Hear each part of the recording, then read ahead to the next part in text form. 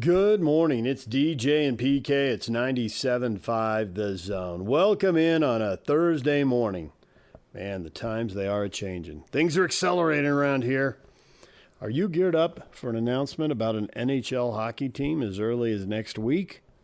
I know they got that land auction out there in June, but more and more people believe that's a red herring and that the deal to Salt Lake is almost done.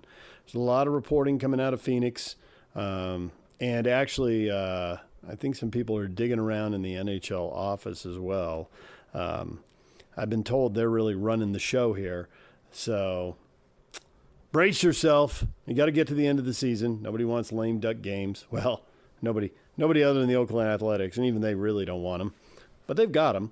But it looks like the Arizona Coyotes could be leaving Phoenix and headed for Utah very soon. We're almost to the end of the NBA season, and we are almost to the end of the NHL season as well. And brace yourself as soon as that happens. State of Sport Awards, there were a lot of movers and shakers there in the state. And, man, you can't just move a team out of thin air. A lot of stuff has to happen. People are going to have to get hired. Some people aren't going to want to make the move. Some jobs may be eliminated. Some people may not be asked to make the moves. And there's a lot of moving pieces, possibly rescheduling some events in the arena. Tickets have to be sold. Contracts with sponsors have to be cut. Broadcast rights have to be put together. I mean, there is a lot to do if this happens in a very short amount of time. And I think it'd be super naive to think that that with nothing known, nothing signed, nothing agreed to, Ryan Smith just started tweeting out, "Hey, anybody got any idea for an NHL team?" Probably didn't happen out of thin air. All right, we can do that more later in the show. Joining us later today, the Athletic NHL writer, Ian Mendes, at 8:30. We have questions for him. We'll see what he knows. We're looking forward to talking with him coming up at 8:30. Also, we have Kevin Graham coming up. He's been tweeting about the Utah Jazz, how much they've been struggling. We'll talk with Kevin. And also, we got to go to the Masters, Brian Taylor, at 8:05. We had our draft with Bob Casper. We're going to play that for you in our next segment, some of our conversation with him. I think we'll spare you the whole draft. But it's available wherever you get your podcasts. So, you don't have to spare yourself. You can subject yourself to that. We got that coming up. But first, college football. Micah Bernard and Kyle Whittingham meeting with the media after practice this week. Running back right now, and, we still got post-spring ball transfer portal. So there are no guarantees. Right now, it looks like running back by committee for the Utes. Certainly some depth. And Micah Bernard, third down back, he is a good receiver out of the backfield, and he can carry the ball. So just about the time everybody thinks, oh, it's third down, here comes Micah Bernard, they're throwing it. Well, Kyle Whittingham wants to run it. So Micah will get some carries too. And like Brant Keithy and like Cam Rising, he is a big-time vet in this program. Seems like he's been here forever. Here's Micah Bernard with the media. How proud are you of the work that you guys have put in this program? We're real proud of. A lot of guys got better. I can see that. I can honestly say everybody's trying their best, and we look good going into the fall. You have some changes in the running back room this year. Notably, you're going to be starting the year healthy, but you also added a few guys. How's the room looks now that you're almost done with spring practice? It looks good. Everybody, like I said, continuously got better. The young guys are looking good, making minor mistakes now, and that's all you can ask for in the spring. I mean, the fall is going to be way harder for them. They got to really lock in then, so I'm just glad they're doing it now. How much are you talking to them about what fall's going to be like? Nah, I haven't talked to them much about it, but Coach Q keeps it in her mind for sure. Good way to scout the defense is to ask somebody like you. How's this defense? How are they going to be? Oh, they're going to be amazing. I mean, every year we have a great defense, and, it's a lot of guys, young guys at that, stepping up and making plays, and I'm just like, man, our defense is just – it's just crazy to see guys leave and others fill the role and nothing changed. And honestly, I think, for the spring, I think this is the best spring I've seen the defense have in a minute. I mean, the secondary-wise, yeah. What do you want to get out of Saturday's game? Just go out there, have fun. I don't know what the one. This is like my third, fourth one playing. I don't know, but just to go out there and have fun. Nothing too crazy. You unfortunately had to sit out all of last season. How did that help you be better and more prepared heading into spring? Just getting the playbook.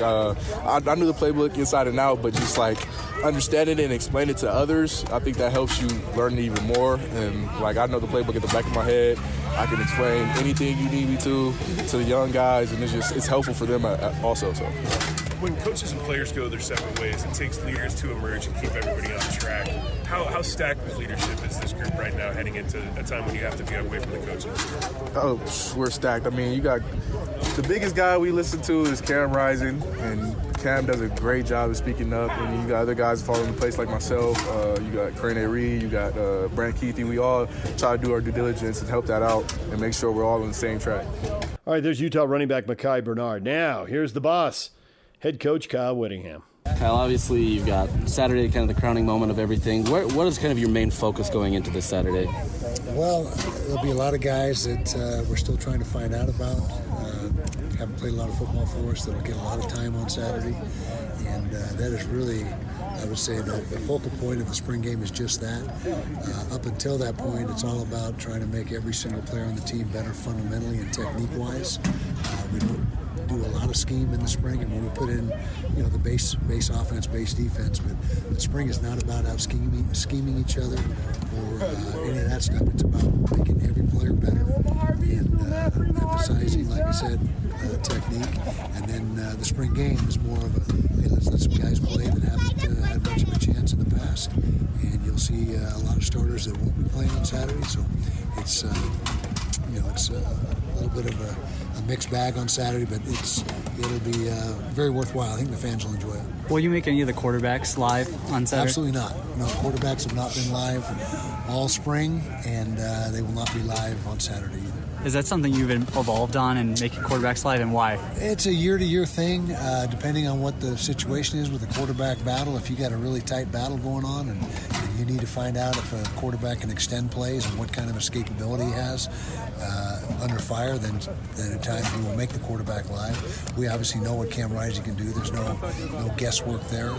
And the battle for number 2 is pretty intense, but we didn't feel this spring was the time to make the guys battling for number 2 live. There may be some sessions in fall camp where they're live, but never camp, not until it lines up against Southern Utah. With the offseason, do you expect to hit the portal for a quarterback, or do you like what you've got right now? We'll see. We'll see what happens. We'll evaluate spring in its entirety once it's over with. Portal opens next Tuesday, or this coming Tuesday, and so it's very possible that we may be in the market, but maybe not. And so we'll just have to see what we think is best going forward once we have a chance to look at all the evaluations from the entire spring football. What group do you feel has progressed the most over the course of spring? Progressed the most during the course of spring? I would say maybe the safety group has progressed out, at a very good pace. We lost 2 really good ones, so both more than likely be playing on Sundays, and so a lot of guys battling in that position group and have progressed. Wide receivers, we think we helped ourselves there with some new guys, new faces, as well as the returning guys getting better, and so that would be another group that has really improved. How many scholarships do you anticipate you're going to be working with going into the transfer portal to add? That's a good question too, because we don't know, who will enter the portal that's on the roster now. If nobody were to enter the portal on our roster currently, we probably have 4 or 5 scholarships to work with. If guys go in, then that would increase that number. You said last week that backup quarterback was a dead heat.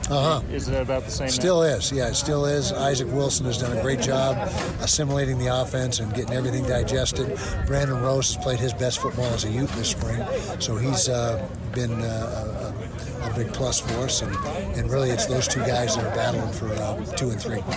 There's Utah football coach Kyle Whittingham. He was at the State of Sport Awards last night, and I saw him. I didn't get to talk to him, but I saw him, and he was front and center talking with the big guest. I always bring in a big name guest, and this year it was John McEnroe. And Kyle Whittingham Everybody who knows him knows this. If you don't know, though, he's a huge tennis fan. He's gotten into golf, but I think he's been in tennis for a long time. Golf more recent. Now he loves tennis. And McEnroe, I mean, you can kind of add it up, right? Kyle was in college when McEnroe burst on the scene. So Kyle was up there chatting him up. McEnroe told some funny stories. Told stories, growing up in New York, tennis. Did tell him an interesting story about parents, because he runs an academy now in New York. And he says, man, the kids put so much pressure on themselves, and then the parents heap more pressure on them. McEnroe really wishes parents would back off. And he was asked about, well, how much pressure you get from your parents. He's like, my dad wasn't at my matches. My dad was at work. My dad had to work. So interesting stuff from John McEnroe. All right, we're going to take a break here. When we come back, the Masters. Bob Casper, his thoughts on the tournament and Liv and the PGA trying to cut a deal and what might that look like. Bob Casper is coming up. DJ and PK, stay with us. DJ and PK, it's 97.5 The Zone. Bob Casper joining us from Augusta National. The Masters. Bob, good morning.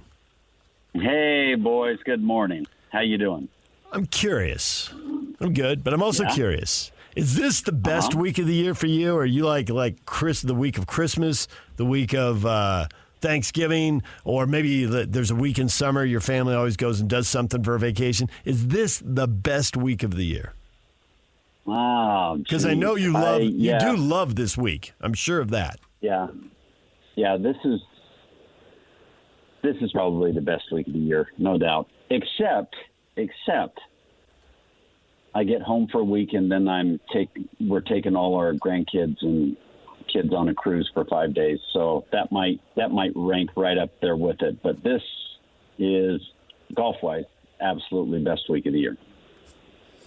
Yeah, I can agree with that. I can understand how that is something that would really be great if you're into golf, but particularly this tournament. And, we've waited several months, and now it's here, and now we've got 4 of these. Several months? Like 8 months.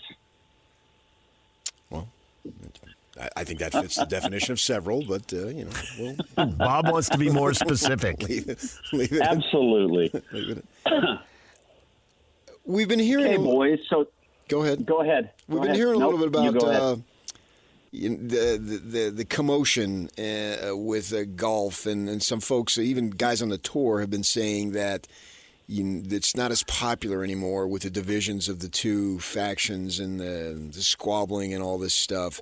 From the state of the sport perspective, how important do you think this tournament is? Because this is the first one of the year that we're not playing 54, we're not in shorts, we're not doing this, we're not doing that. Everybody comes together here and is playing under the same rules. So my thought is, boy, if it's true that golf has taken a hit, it may reflect it in the level of interest in this tournament. If it's not true and this tournament still is what it is and people are into it, then it's just this other stuff over here and they've got to figure that out, versus if it is true, then it might be a bigger problem. You see what I'm getting at? Yeah, absolutely, PK. I think what you said is correct in your statement towards the end. I think it's the other stuff over here, and I think the majors are going to be the ones that are going to carry golf as far as viewership and people watching, especially this one. I mean, this one is by far and above the one that everybody loves to watch. It's the first one of the year. It's the Masters. It's everybody coming together, all that kind of thing. So I think in the day-to-day game of golf and professional golf, I don't think people are as excited about that as they are about major championships. No doubt. I'd like to think that whatever they're going to do it to make the sport healthier. But I think they're probably just sitting there trying to decide who can get most of the money out of the pot. The thing I do think the LIV has got right is making the game more global and getting the best players to play in different places. I'm sure there's a lot of demand there, and I'm sure there's a lot of money to be made there, and that makes sense to me. The thing that they've gotten really wrong is I don't even know when they're playing and when they're not, and I get paid to do this stuff. and I don't know where to watch some of the. I know the CW has some of their events, but some of the events were on an app. And, when you're around the world, then the different time, they're teeing off at 2 a.m. or whatever, based on whatever time zone they're in. Are they going to straighten all that out, or are they just going to go in and, who controls most of this and who makes the money, and then we'll just figure out the golf thing later? Because if they mess up the golf thing, then what are they doing? Yeah, the interesting thing about what you were saying about Liv, as far as world and playing around the world and stuff, like those guys are contracted to play every one of those events. That's part of their deal, and they're paid handsomely for it in contracts that they initially signed, plus they're being paid handsomely for it in purse money. So it's not necessarily that it's this big, bright, exciting thing of traveling all over the world. I mean, they had an event in Australia last year, and literally nobody showed up to watch. It, like you said, it's tough to see where they're at, when they're on, are they on an app? Are they on television? Are they not? I don't think a lot of people really care. The caddy, which we have on the show, had a friend that was down in Miami last week, and he said there was literally not more than 5,000 people there at the golf course watching the event, and it's publicized as this big, great event, and yet they're not. PGA Tour is, the gorilla in the room, and they have the share of everything. PGA and DP World Tour. PGA Tour kind of branched out and has branched out to events around the world in different parts of the world, but not like jumping to Australia or New Zealand. They played in China, they played in Japan, they played in Mexico, they play in Canada, but for the most part, the PGA Tour is the PGA Tour, and it's in America, and it's been that way for a long, long time. So Rory McIlroy is really pushing towards wanting to get it more of a world tour, and so are many of the upper echelon players that especially have European heritage. So it's kind of interesting.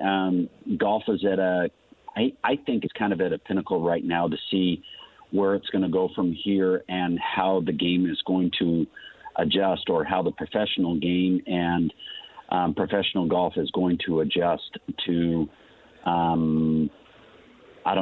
get the best bang for the buck, so to speak. And, when you got SSG coming in, those guys know about sport, and they know about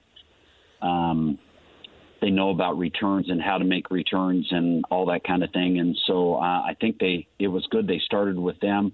Now the PIF is probably going to come in, which is the money behind Live Golf. And I don't know where it's going to go right now, but it's kind of interesting where we're at, and it will remain to be seen what goes on going forward. How much does the tour need the big names to win? Because the last few weeks, I'm scratching my head saying, who are these guys? They do. But the great thing about the tour is that the guys can make it. The guys can make it from the Korn Ferry Tour and work their way all the way up to the PGA Tour and become an elite player, like Jordan Spieth did, like Scotty Scheffler did, who's number one in the world right now. It's a proving ground for players that are coming along. There's going to be great players continuing to come. Nick Dunlap, who was an amateur, wins at Palm Springs this year, and was a college player, and now he's playing professionally. Yeah. So all these guys, that's what's great about the PGA Tour is you have this way of going from college to the Korn Ferry Tour to the PGA Tour, and guys can catapult their careers And the biggest, are Justin Thomas, Jordan Spieth, Sahith Theegala from the United States, but he's of Indian origin. All these guys, Scotty Scheffler, those guys were all college players, and they burst on the scene, and they have catapulted up into the upper echelon of elite players. Have the Live guys played enough that they can compete in the Masters? Did we see enough from that a year ago? Do you think that they've figured that there was just like a transition period and they just had to figure it out, and now they've got to figure it out and then come in and compete in the majors? Yeah, I did compete last year. Phil and Brooks finished second last year. Rom won. Rom decided to go to Live at the end of the year. But 18 guys played last year, and they played well. Brooks Koepka won the PGA Championship. I think it's less of a story now than it was last year as far as them coming and playing in the major championships. To them, it's more of a story because they're losing their status, and pretty soon they won't be. A lot of the guys won't be able to play in major championships. A guy that's won three times out there last year, Taylor Gooch, he's not playing in the Masters because he does not have he doesn't fit the criteria. And as long as they fit the criteria, I don't have a problem with them playing. What they're trying to say now is the criteria needs to change for us to be able to play. Something like that may happen at some point. But it's not going to happen right off the bat. Greg Norman and everybody is basically saying, hey, we're losing status here. You guys need to change the world golf rankings. They're not relevant anymore, but they are because the world and all the world tours are on the world golf rankings except for this breakoff tour of Live. All right, there's Bob Casper. A reminder, DJ and PK is proudly presented by Murdoch Chevrolet, serving Utah since 1926. When we come back, Britton Covey, great conversation with the former Timpview High quarterback, former Ute, and now a Philadelphia Eagle. Britton Covey is next. Stay with us. DJ, PK, and Britton Covey joining us. Philadelphia Eagles punt returner, wide receiver, and now golf promoter. Britton, good morning. Good morning, fellas. How's it going? It's not enough to, get in the NFL and try and stay in the NFL. You got to be putting on golf tournaments too, Britton? You're everywhere. I mean, yeah, I wouldn't call myself a golf promoter, but... Oh, it's just a matter of time. You're going to dominate. But yes, I am putting together a charity golf tournament this summer, and I'm very excited about it. So, well, since we're on it, give us the info. Yeah, so we're still getting some details put together, but yeah, it's going to be up at Soldier Hollow, all 36 holes rented out, and Shamble tournament. So for all the golfers out there listening, Shamble is a much better format than a scramble, in my opinion, because you get to play your own ball a little bit more. But yeah, it's going to be a charity golf tournament for Bridle Up Hope, that company, that charity that I kind of worked with, my cousin's charity. It helps young girls dealing with anxiety and depression and things like that. So really cool, and I'm excited about it. And we're opening it up for sponsorship soon. So if anyone listening is interested in playing, sponsoring, feel free to reach out to me before we go public with it. How do they do that? Because lots of people would love to have your cell phone, Britton. Yeah. Well, I'll look on Instagram this week. Message me. Sometimes I have to avoid Instagram because I get, if you don't get a good punt return, you kind of got to avoid it. But I'll look this week if anyone is listening and interested. So, if you don't get a good punt return, because I'm looking at a list of the top punt returners in the NFL in the most recent season, and the only guy I can find who had 400 yards or more in total punt return yardage would be one B. Covey, Philadelphia. Yeah, it's because I saw you right before the season. Remember? Yeah.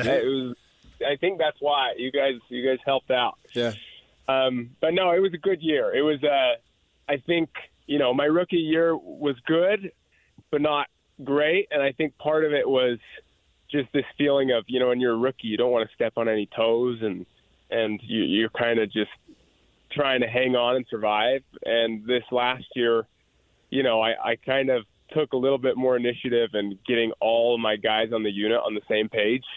It's what I did in college. I think every special teams unit needs to do it, which not everyone does because, it's special teams. It's a unique part of the game. But I definitely think that helped me out. Just tons of film study with all 10 guys on my unit. And they don't like seeing me get hit hard is what they tell me. If anyone's watched me, I can get smacked a few times, and they don't like seeing that. So they'll go out there and block pretty hard for me. How about you as far as contract status? Because I think you had to make the team again last year, and then what Sirianni said, he was stupid to cut you and all that stuff. So as far as what you're going into for your third season, how's that look? Yeah, well, the NFL, as you know, is always the turnover in the NFL is bigger than any company in America, right? It's just incredible, the competition. I mean, we've got 8 draft picks this year, along with the guys we've already picked up. So you kind of go in understanding that.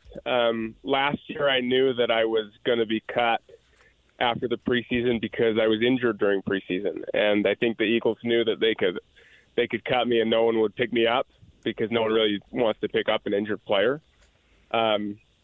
This year, I don't know what's going to happen, but I'm on the last year of my contract, and then there's a team option after this year, which I don't really understand, so I'll have to have someone explain to me. But basically, this is my contract year, right? So third year in the league and fighting for a spot again. It's going to be pretty similar to my first 2 years, but I feel confident still. It's just about staying healthy. How many games do you have to play to get the pension now? We've talked to a lot of players, and that's a big number. And I think you got to play in all but one game last year. Is that right? I actually got to play in every game last year, which was great. Yeah, I haven't missed a game yet, knock on wood. And you got to play into your third game your third year. So this is definitely a big year for me. You got to play in 3 games in your third year. And it's tough because the NFL can be brutal. I've had lots of friends and people I know get cut right before their third game just because the team, doesn't want to pay out the pension plan or things like that. I had a buddy last year who was cut, and then he wasn't picked up by anybody, even though he was good enough, simply because whoever picked him up would be in charge of his pension. So it's brutal, I remember talking to Steve Kafusi about this, Devin Kafusi, one of my best friends, his dad, because when he played for the Eagles back in the day, it used to be, I think, like your 5th game in your 4th year or something like that. And he said it was just brutal back then as well. So big year for me and really hopeful. Because you had a very good year and every time the Eagles' defense would hold, all of us, I think the entire state of Utah would hope that you'd get in and have a huge return. And it was always big news, and we would celebrate because you're so beloved in this state. You opened up eyes. So, I mean, obviously you want to keep doing it and being with the Eagles probably, but there's someplace, if it's not Philadelphia, there's got to be someplace for you on somebody's team this year, this coming season, because of what you've done. You have to feel a level of confidence that no matter where it is, you'll be wearing an NFL uniform in 24. Well, thank you, first of all. And I do appreciate the whole state of Utah. It is nice. I know I've got every 5'8" and under kid in the state of Utah sending up prayers every time that ball's in the air. And I'm telling you, I think some angels are out there blocking for me sometimes. So I really do appreciate the support. And, yeah, I mean, so, I couldn't talk about this during the year last year, but my agent said it's fine now. At the beginning of last year when I was still on practice squad, once I played my first game in the NFL, there were 2 teams that actually reached out.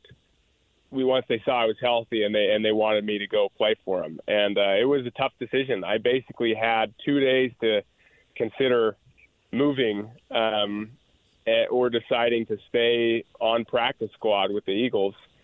And obviously I ended up getting signed that second week to the active roster. So I'm really glad I chose to stay. But I do know that there are people around the league that, would want me, which is a good feeling. And obviously had some coaches go to different places. Even Brian Johnson, who's my really good friend, he's with the Commanders now. And he knows what I can do as a receiver, not just a punt returner. And same with Shane Steichen with the Colts. And so you got some, it's nice to kind of have a web of connections there who have seen me every day in practice, I think. Now, when we did talk to you before your second season, and apparently we're some type of rabbit's foot good luck charm, I hadn't really considered that, but I will now ponder that going forward. You were talking about hoping to make a mark as a receiver and obviously be as versatile as you can, extend your career as much as you can. And you were talking about how the Eagles receivers have just been phenomenally healthy, so there's really no chance for a rookie to show what they do when there's a guy who's established and really good. Did you feel like you had a chance to show the club more of what you can do? I think it was 4 catches, 42 yards, something like that. Yeah. I mean, at the end of the day, it's the same thing. One day my grandkids will say, Papa, why didn't you play receiver your first years in the NFL? And I'm going to say, well, kids, there was 3 men named Devontae Smith, A.J. Brown, and Julio Jones. And then there was me, the odd man out. And I don't feel too much guilt over not playing over those guys. Honestly, it has been a treat to learn from them and to see some of the best to ever do it. And it's amazing how much better I feel like I've gotten as a receiver. I think I learned more in half a season here in the NFL than I learned my entire college career as a receiver. It makes me want to go back and play receiver in college so bad. But yes, we've got so many weapons in Philadelphia on the offensive side that you don't really need your third receiver to be very, very ball-centric. I mean, think you got A.J. Devontae. We've got Saquon now, but we had DeAndre Swift, Dallas Goedert, the best O-line in football. So it's just kind of giving the coaches trust. And Jalen, near the end of the season, was very, he was a big advocate for me getting on the field, which was really cool because when your quarterback trusts you, him and Marcus Mariota, your quarterback trusts you, that makes you feel like you belong out there. So once again, I'm willing to do anything this year. I understand, sometimes the writing is on the wall in the league, and even if that means me being a backup again, when someone goes down, I know the coaches trust me, which is a good feeling. You already mentioned Brian Johnson taking off. I think Kellen Moore comes in, former Boise State quarterback, Dallas and the Chargers. Have you had an opportunity as a team or maybe individually to get with him? He's given me a call, which is cool. Just talked with him on the phone, but spring stuff starts this Monday, so I fly out to Philadelphia this weekend, and I'm sure, it's going to be a little bit of a new playbook. I know we'll keep some of the same concepts because we've been a really successful offense, but I'm excited. He's very innovative from what I've heard from some guys, and like I said, I don't know if you could name more than 2 other teams in the NFL where you just don't have as many weapons as we do. It would be a fun job to be or to take, the coordinator of the Eagles, just because there's so many different ways you can attack it. I'll miss Brian. Brian was such a good friend and a great coach. I think that he'll do good in a situation when he can kind of get a little bit of a fresh start. But seriously, one of the best guys, and I'm excited for Kellen. I heard he's, like I said, really innovative, and I think he'll help Jalen take that next step too, and I'm just excited. You mentioned the offensive line is really good, and I don't know how much you get to know those guys. Everybody's in their position groups and that. Yep. But Jason Kelce has just created, huge outsized personality, ripping off his shirt at his brother's playoff games. Is that how he rolled around the facility and all that, or did you see that and wow, he's pretty calm on a Tuesday? That's something else right there.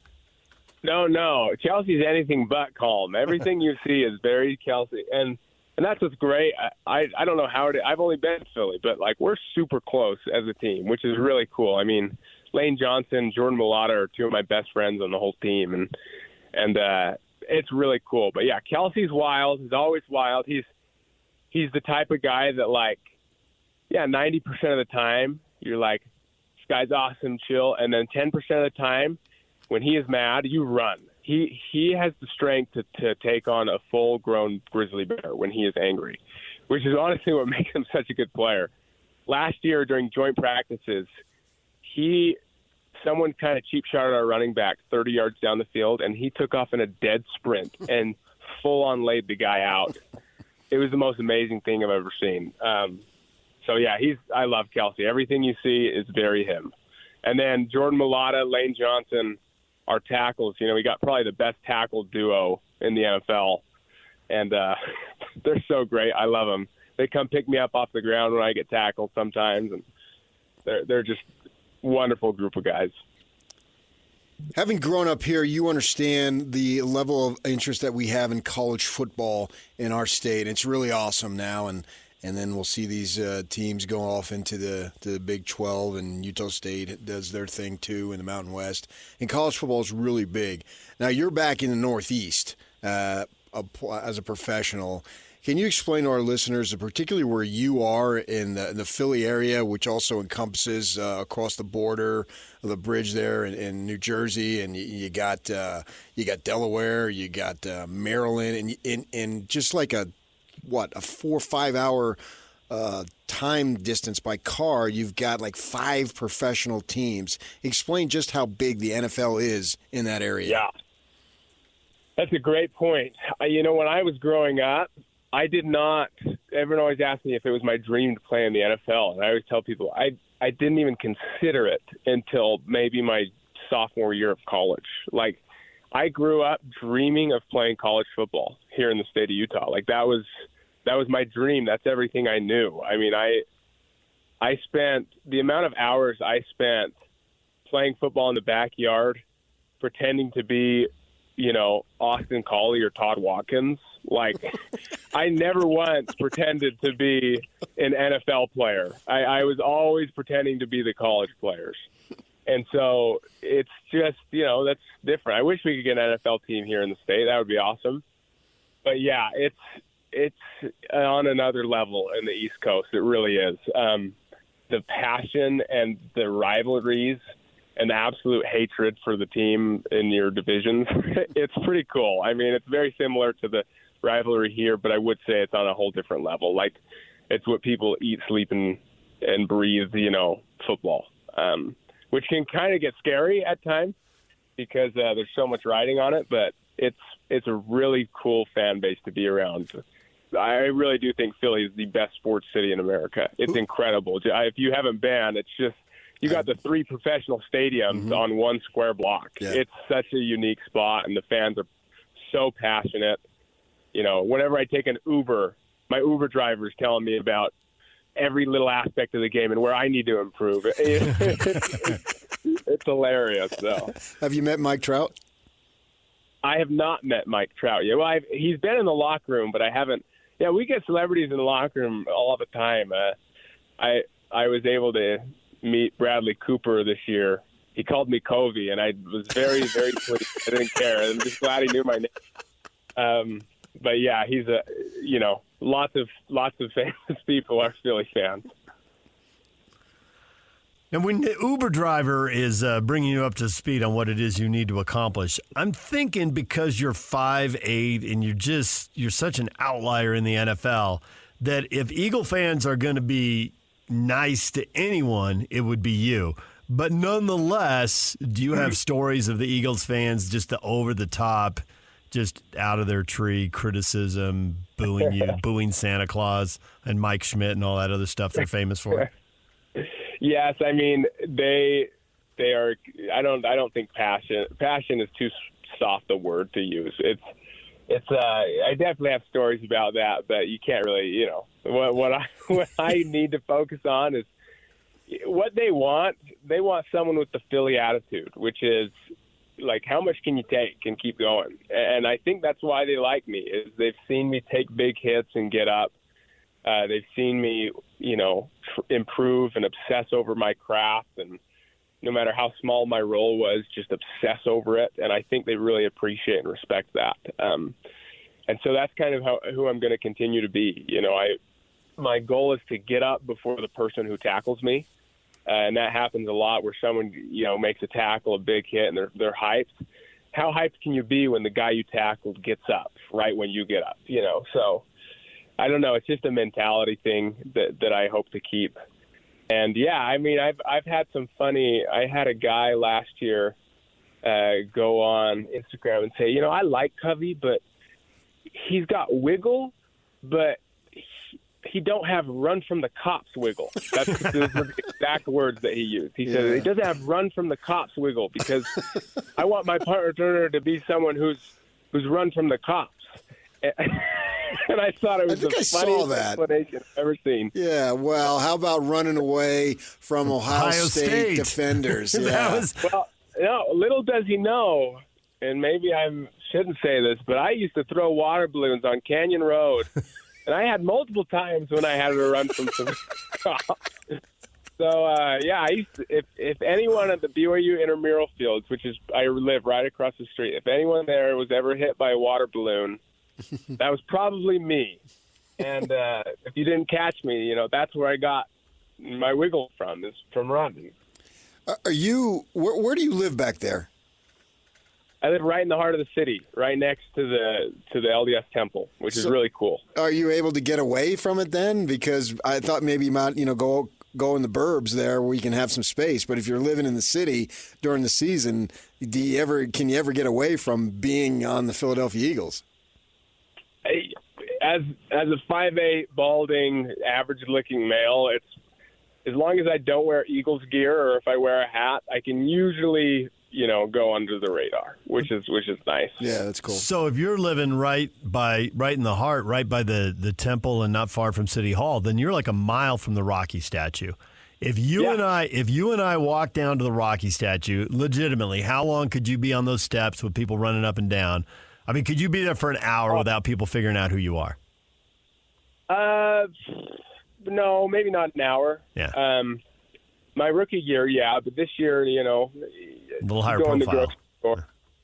I mean, there's, like I said, everyone loves sports there, which is so cool. And as long as I wear a hat, I'm usually pretty good. But I can't say the same for some of my teammates. Whenever I go out to dinner with Jordan Mailata, it's like a 15-hour ordeal because how are you not going to recognize a 6'7", 360-pounder? Yeah, not that many of them. Your sister's still teaching at Corner Canyon?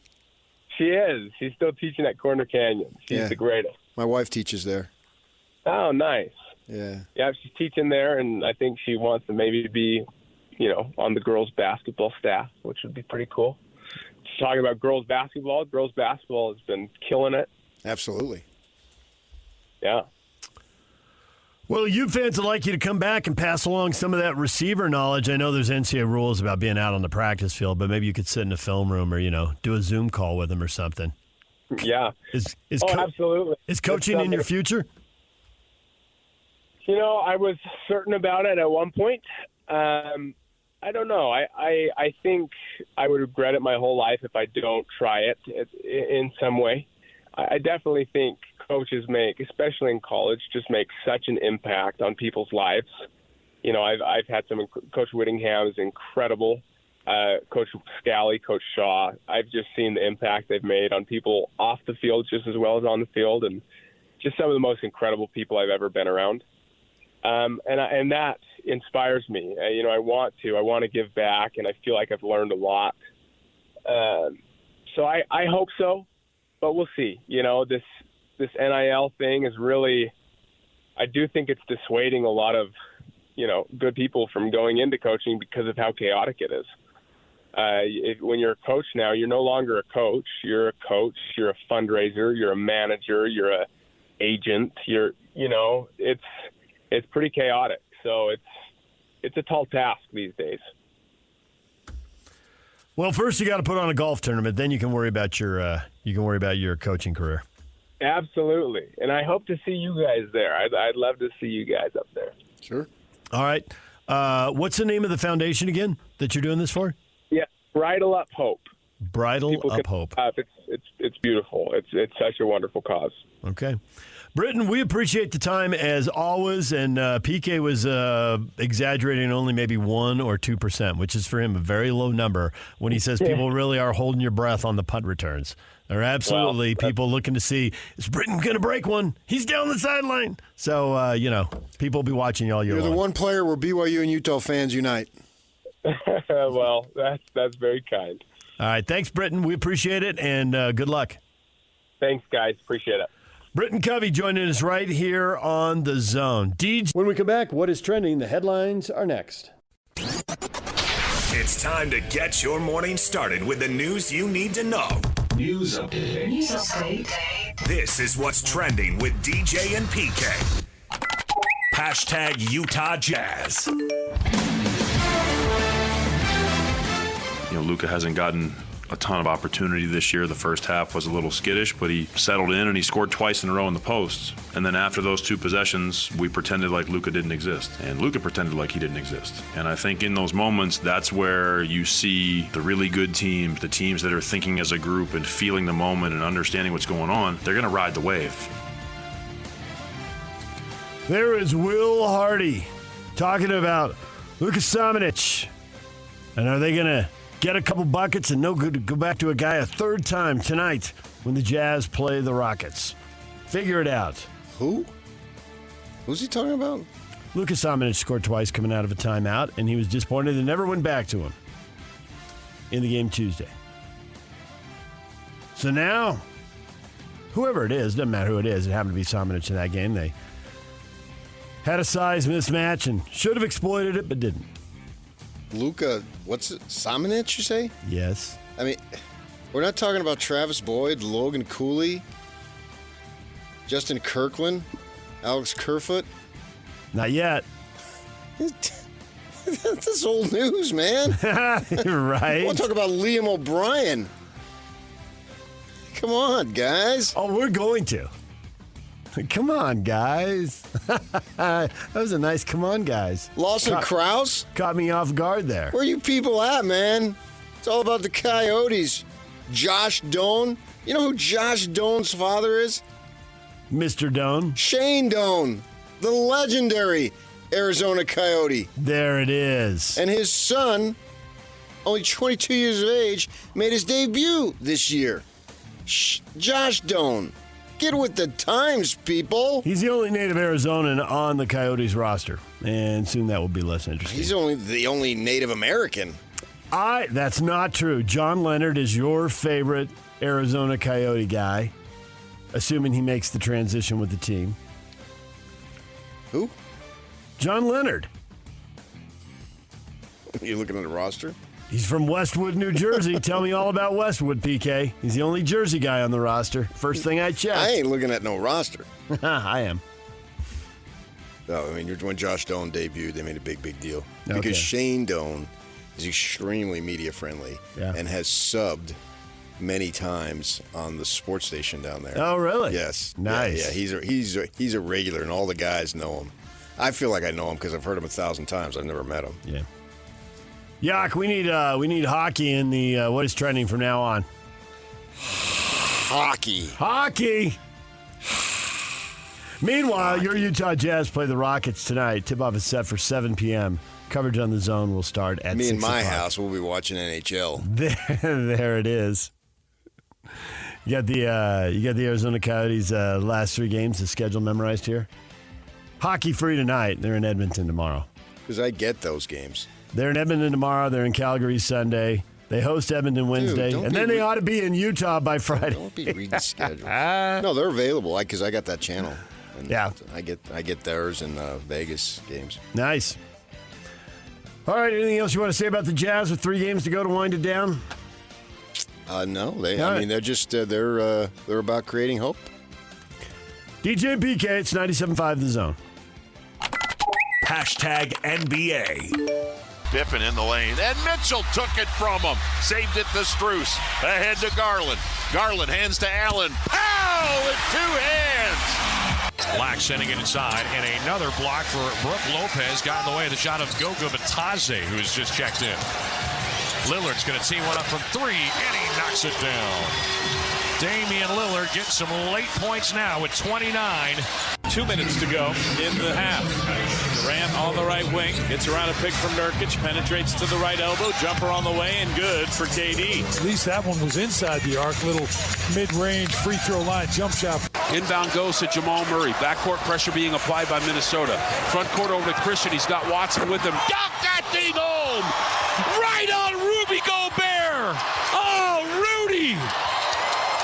you at, bro? Christian Brown just dumped that thing on your melon. The Denver Nuggets beat the Minnesota Timberwolves 116-107. Denver, one game in front of the Thunder and the Wolves here with 2 games left in the season. It looks like the defending champs with an excellent chance to be the 1 seed in the West.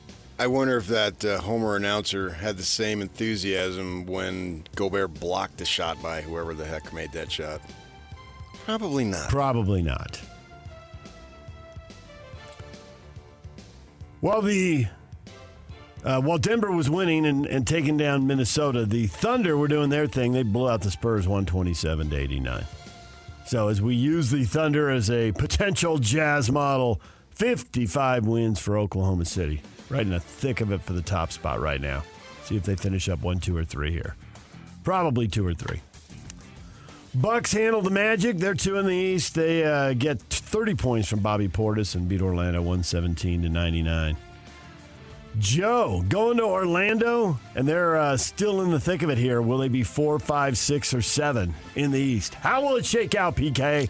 Who will your guy Joe play in the playoffs? Yeah, one more day of him reading standings, yuck. Yep. Well, no. You can probably get a couple more. No. Yeah, because Monday. Let's say wait till Monday. It'll be the playoffs will be set. Or at least the play. Hence the final day reading the standings. Yeah. Well, no, it'll be about playoff seedings, not standings at that point. Yeah, tomato. Donovan Mitchell, 29 points, 8 assists. The Cavs take down the Grizzlies. And Drew Holiday, 4 years, $135 million to keep playing for the Boston Celtics. Declined his player option, took the long-term deal in Boston. NBA Commissioner Adam Silver said Toronto Raptors' Jonte Porter could be banned permanently from the league if an investigation into betting irregularities with Porter are proven to be true. Well, especially if he was throwing stuff. Faking injuries and getting out of games so that that hit on the under on the individual bets on him, whether he was going to score his 8.5 points or not. DJ and PK. Hashtag NFL. They're not going to get it for just the first 2 round picks. They're going to have to throw in their first round pick in 2025, plus some more draft capital to do what they have to do to go up and get it. So if they go get him, I don't think he's the 4th overall best quarterback in this draft, or I shouldn't say best quarterback, best player in this draft. But if you have to have one, then you're going to overpay to get one. I think he's going to be a good pro, but I think they're going to overpay if they have to go up and get him. Rick Spiel analyzing the Minnesota Vikings' chances to move up in the draft and get J.J. McCarthy. Not the 4th best player in the draft, but you have to overpay for the 4th spot to get the 4th quarterback because everybody needs, seriously, close to half the league needs a quarterback. Though? I mean, if he turns out to be really good, then you didn't. We wouldn't know for 3 or 4 more years. What is overpaying? 2 picks this year and another pick next year? All that matters is whether the kid is good, not what you give up. Does he turn into one of the top 10 quarterbacks in the league? Because you have one of those guys, you got a chance. The NFL going to South America Friday, September 6th. That'll be game number 2. They'll still have the traditional Thursday opener. Packers and Eagles in the first ever NFL game to be played in Brazil. First ever game in South America, for that matter. Sao Paulo, Brazil. Circle it. How long till the NFL just has one game a night? Monday, Tuesday, Wednesday, Thursday, Friday. That first week coming off the preseason game. Every time they break out a game into another night, into another time slot, they make another gazillion dollars. Huh. Seems like only a matter of time. Yeah, by the time it happens, I'll be dead. Jacksonville Jaguars star pass rusher Josh Allen agreed to a 5-year, $150 million contract extension that includes $88 million guaranteed. He set the franchise record with 17.5 sacks I last thought he was a year. quarterback of Buffalo. Not that is the other Josh Allen. Yeah. Is his brother? No. Jets quarterback Aaron Rodgers called his first year with the franchise a wild year, and then he initially feared his Achilles tendon injury was going to end his career. Rodgers, in a podcast appearance, says, I was really thinking this is it. You don't come back from this injury. Said, I am excited about playing. I love playing. I fell back in love with the game and I had it taken away after 4 plays. I miss being out there. I love competing. Football's my happy place. Well, I think that anytime you have less of something, it becomes more valuable.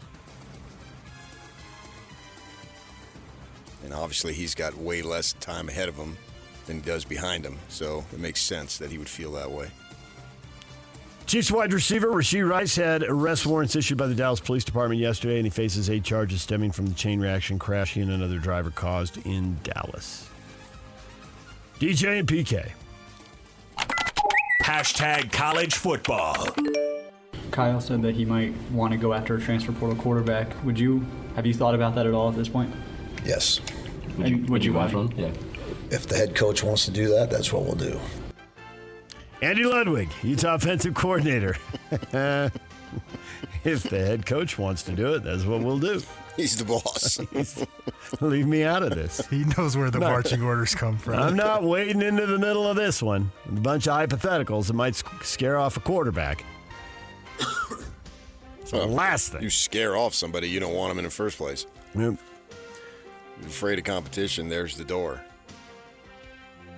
Yeah, I think there's a decent chance if I were them, I would. But it's got to be the right guy. You don't need to add somebody just to add somebody. No. It's got to be somebody you probably have a relationship with. You've seen film on him, and you think this guy can be the guy for us. Yeah, somebody who's going to want to come in and compete, because obviously Cam's got 1 season, knock on wood, that he plays all 13, 14, whatever, how many games they have, and goes off and celebrates his 5th senior day in November, and then at that point, once the 24 season is over, the competition is on. And you want somebody in there who's going to be able to compete, preferably somebody who's actually been on the field.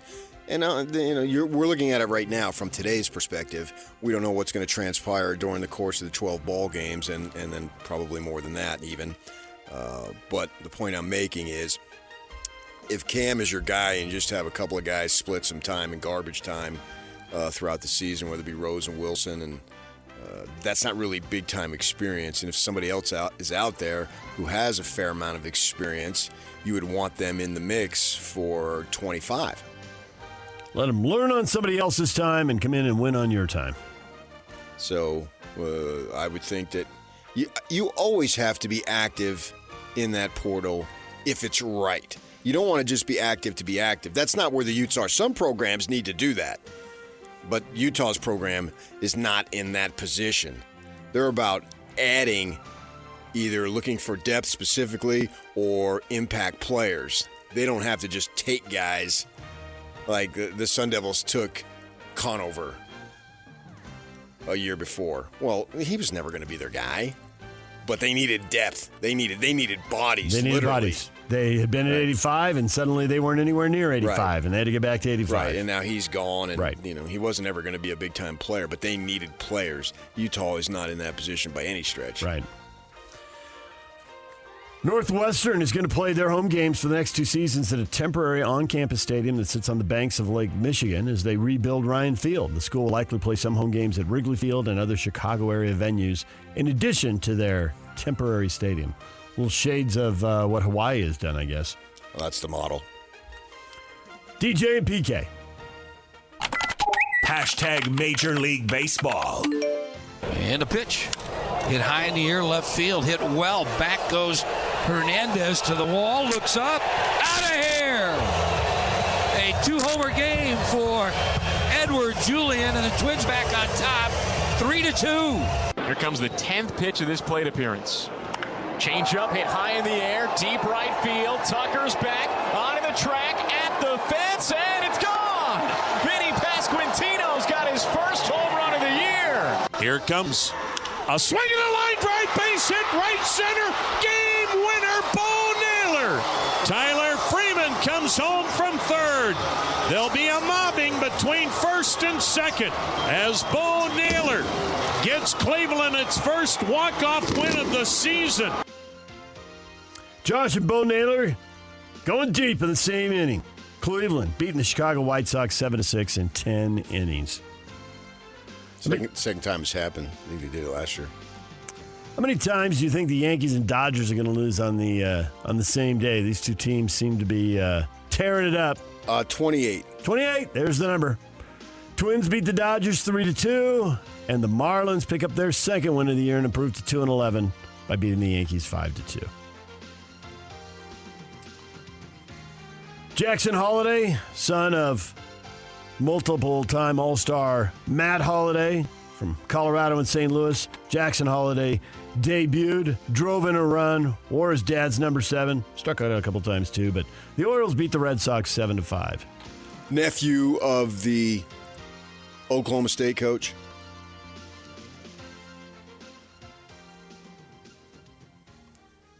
Salt Lake Bees blow out Las Vegas 8-1, their third straight win. Same two teams tonight right here on the Zone. 7:50 first pitch. Game will get going at 8:05. DJ and PK. Golf. Well, we heard there was going to be bad weather on the opening day of the Masters.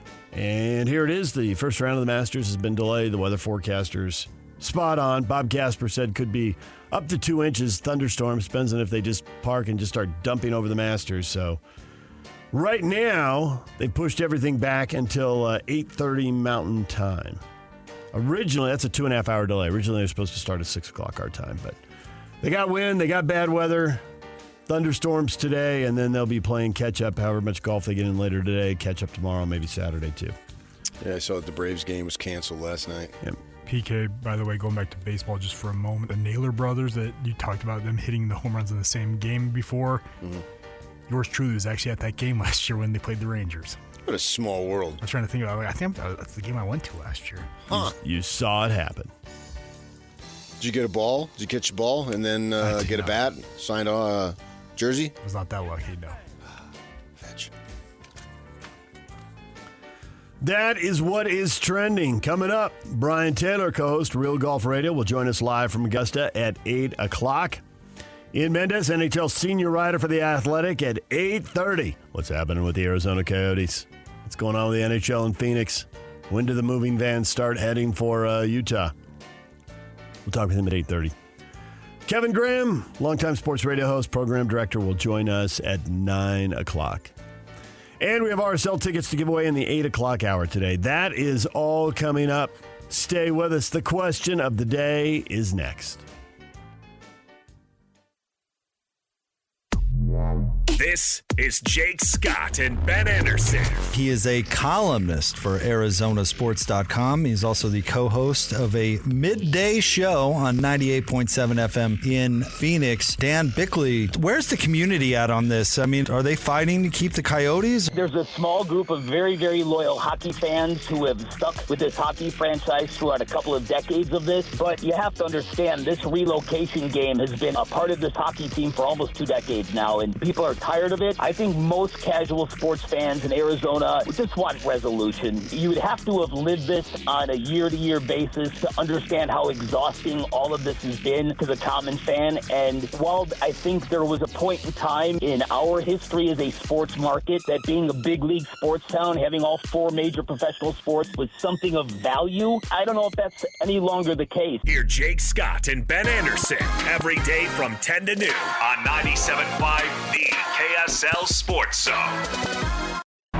We want to create hope. That's our objective. We want to give our fans and our players and our coach hope. With that hope, you maximize everybody's excitement. That's allowed us to continue to build this next iteration of the Jazz. It is time for Hot Takes or Toast, brought to you by Siegfried and Jensen, with 30 years of serving Utah. That's from a new Jazz documentary coming out. Ryan Smith says we're just trying to put together the best team, or put the best team together, and there you hear Danny Ainge saying we want to create hope. That's our objective. What do you think? That is the question of the morning. Get on our app, too. Tell us how much hope do you have. The open mic feature is back on our app. You can record up to 60 seconds, send us your hot takes, and Yak will put them on the air. And if you don't, we're going to make you toast. Mason, well, I guess this takes patience, but not much hope when you give up on 2 seasons, 2 years in a row. Yeah, but that's just part of the hope, man. If hope is the same thing, at least ballpark to cousin to faith, right? First cousin to Faith. Can you buy that? Hey, Hope, you want Faith to come over for a sleepover this weekend? It's a holiday and you got Monday off from school. Yeah, bring the cousins over. Yeah, I get where you're going with it. On a Sunday, you want sleepover? Man, you're not in tune with the people in this community. Yeah, so hope is sort of the same thing as faith, right? And you want folks to start thinking, okay, it's not looking good right now, so I'm going to lose hope. Well, then you never really had faith. And, well, when the team is winning, a la Oklahoma City, you don't need the hope. They're already winning. So you don't need the faith. Well, in order to have faith, you got to believe in something. You can't see it right in front of your face because then there's no need to have faith. So you need more faith now because there's so little hope. Jesus came down right now and said, PK, you need to go to this church. Uh-huh. What faith would I need? That would be a direct order. There'd be no need for faith. Yeah. There would be no need for hope. That's called knowledge. He's getting into Doubting Thomas territory here. Right? There's right there in front of you. So that's what you have to have here. Troy says, I can't support a losing to win mentality. Look at Sacramento and all the losing to get high draft picks. They created a losing mentality. Maybe I'm just old and I miss the good old days. Look at Oklahoma City. Well, Chris says, and now Sacramento is winning, so it worked. Winning at a small level. Having missed the playoffs 16 times in 17 years. How much losing do you have to do to get? That's a while ago, though. How much losing do you have to get? How much losing do you have to go through, and how much winning do you get for your patience in the bad times? Well, that's an individual assessment there. I can't assign someone a belief. You can individually assess it and use our app. You can go to Facebook, DJ and PK. You can go to Twitter, David DJ James. You can go to our app, use the open mic, send us your takes. I mean, Oklahoma City's just getting started. It does look that way, doesn't it? I don't know what the outcome will be in 5 years as we look back. What level of winning will they achieve? And even if they don't win at all. Yeah, that's your point about what level. What if they go to 5 conference finals in 7 years? That's really good. That's a lot of postseason basketball. Yeah. That's a lot of time around the water cooler or, now wasting time at the start of a Zoom meeting, whatever. There's a lot of time to talk to the neighbor over the fence. Yeah, so I consider that a high level of winning. I consider what the Jazz did with the statues a high level of winning. I mean, I realize they didn't get it all, but they still. Right. But the 5 conference finals in 7 years is what they did, and it's what the Celtics have done now. And they haven't won it all yet. Maybe this is their year. Certainly ought to be 6 conference finals in 8 years for the Celtics. They ought to do that again. Yeah. Aaron's down on the whole process. Not the Jazz particularly. He goes league-wide. The NBA is a mess. Tanking to get draft picks, fixing the draft order, superstars only win, ignoring good basketball players for points, flopping for fouls. What do you mean ignoring good basketball players? What does that mean? I.e. LeBron traveling every time he gets the ball. Okay. All right. Oh, ignoring good basketball plays for points. The league is a joke, Aaron concludes. But someone still watches because they're making tons of money. Not my cup of tea anymore. I haven't watched a full game since the COVID lockdown debacle. Why do they feel the need to say that? Like that's some. I'm out. Yeah, I don't believe you. If you were really out, you wouldn't tell us you're out. You'd just be out. Yeah, like you get. I haven't listened to that show in years. You're lying. You want people to believe it, and you don't run around telling people your list of accomplishments or what you believe is a sign of look at you, you're something special. If you don't care about something, you don't even mention it. Like I don't care about NASCAR. Like you never hear me rip it. You never hear me say anything about it. I just don't. It's not. It has no interest to me. And if it is for you, great, fine, no problem. Drive on down to Vegas and Phoenix. Do what you want. Go to California and see your race. So each time they tell you that, I'm like, Maybe it's the old school journalist in me that is trained to be skeptical on all things. Sniff it out. Yeah, I just don't believe it.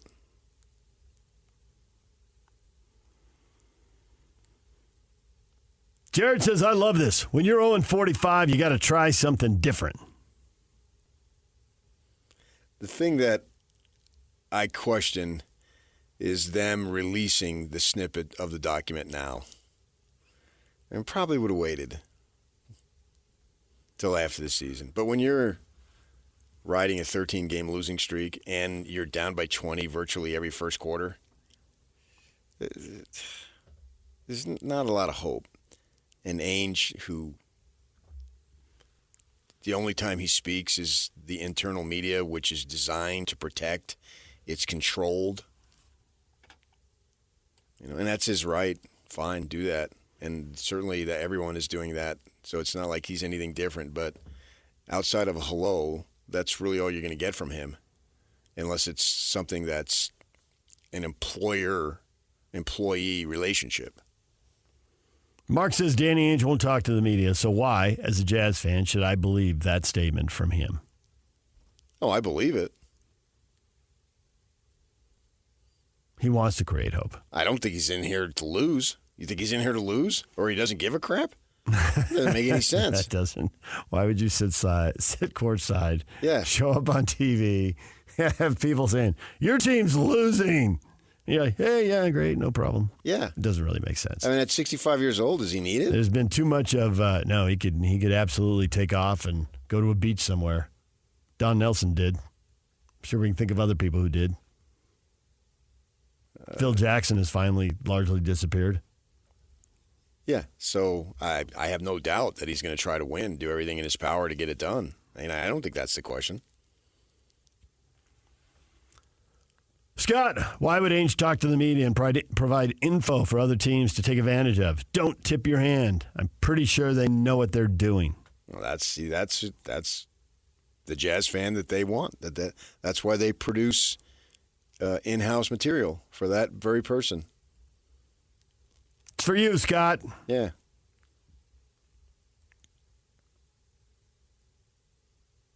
Tyson says the good old Jazz days are long gone. The Millers sold for a reason. Used to be the loudest arena in the NBA.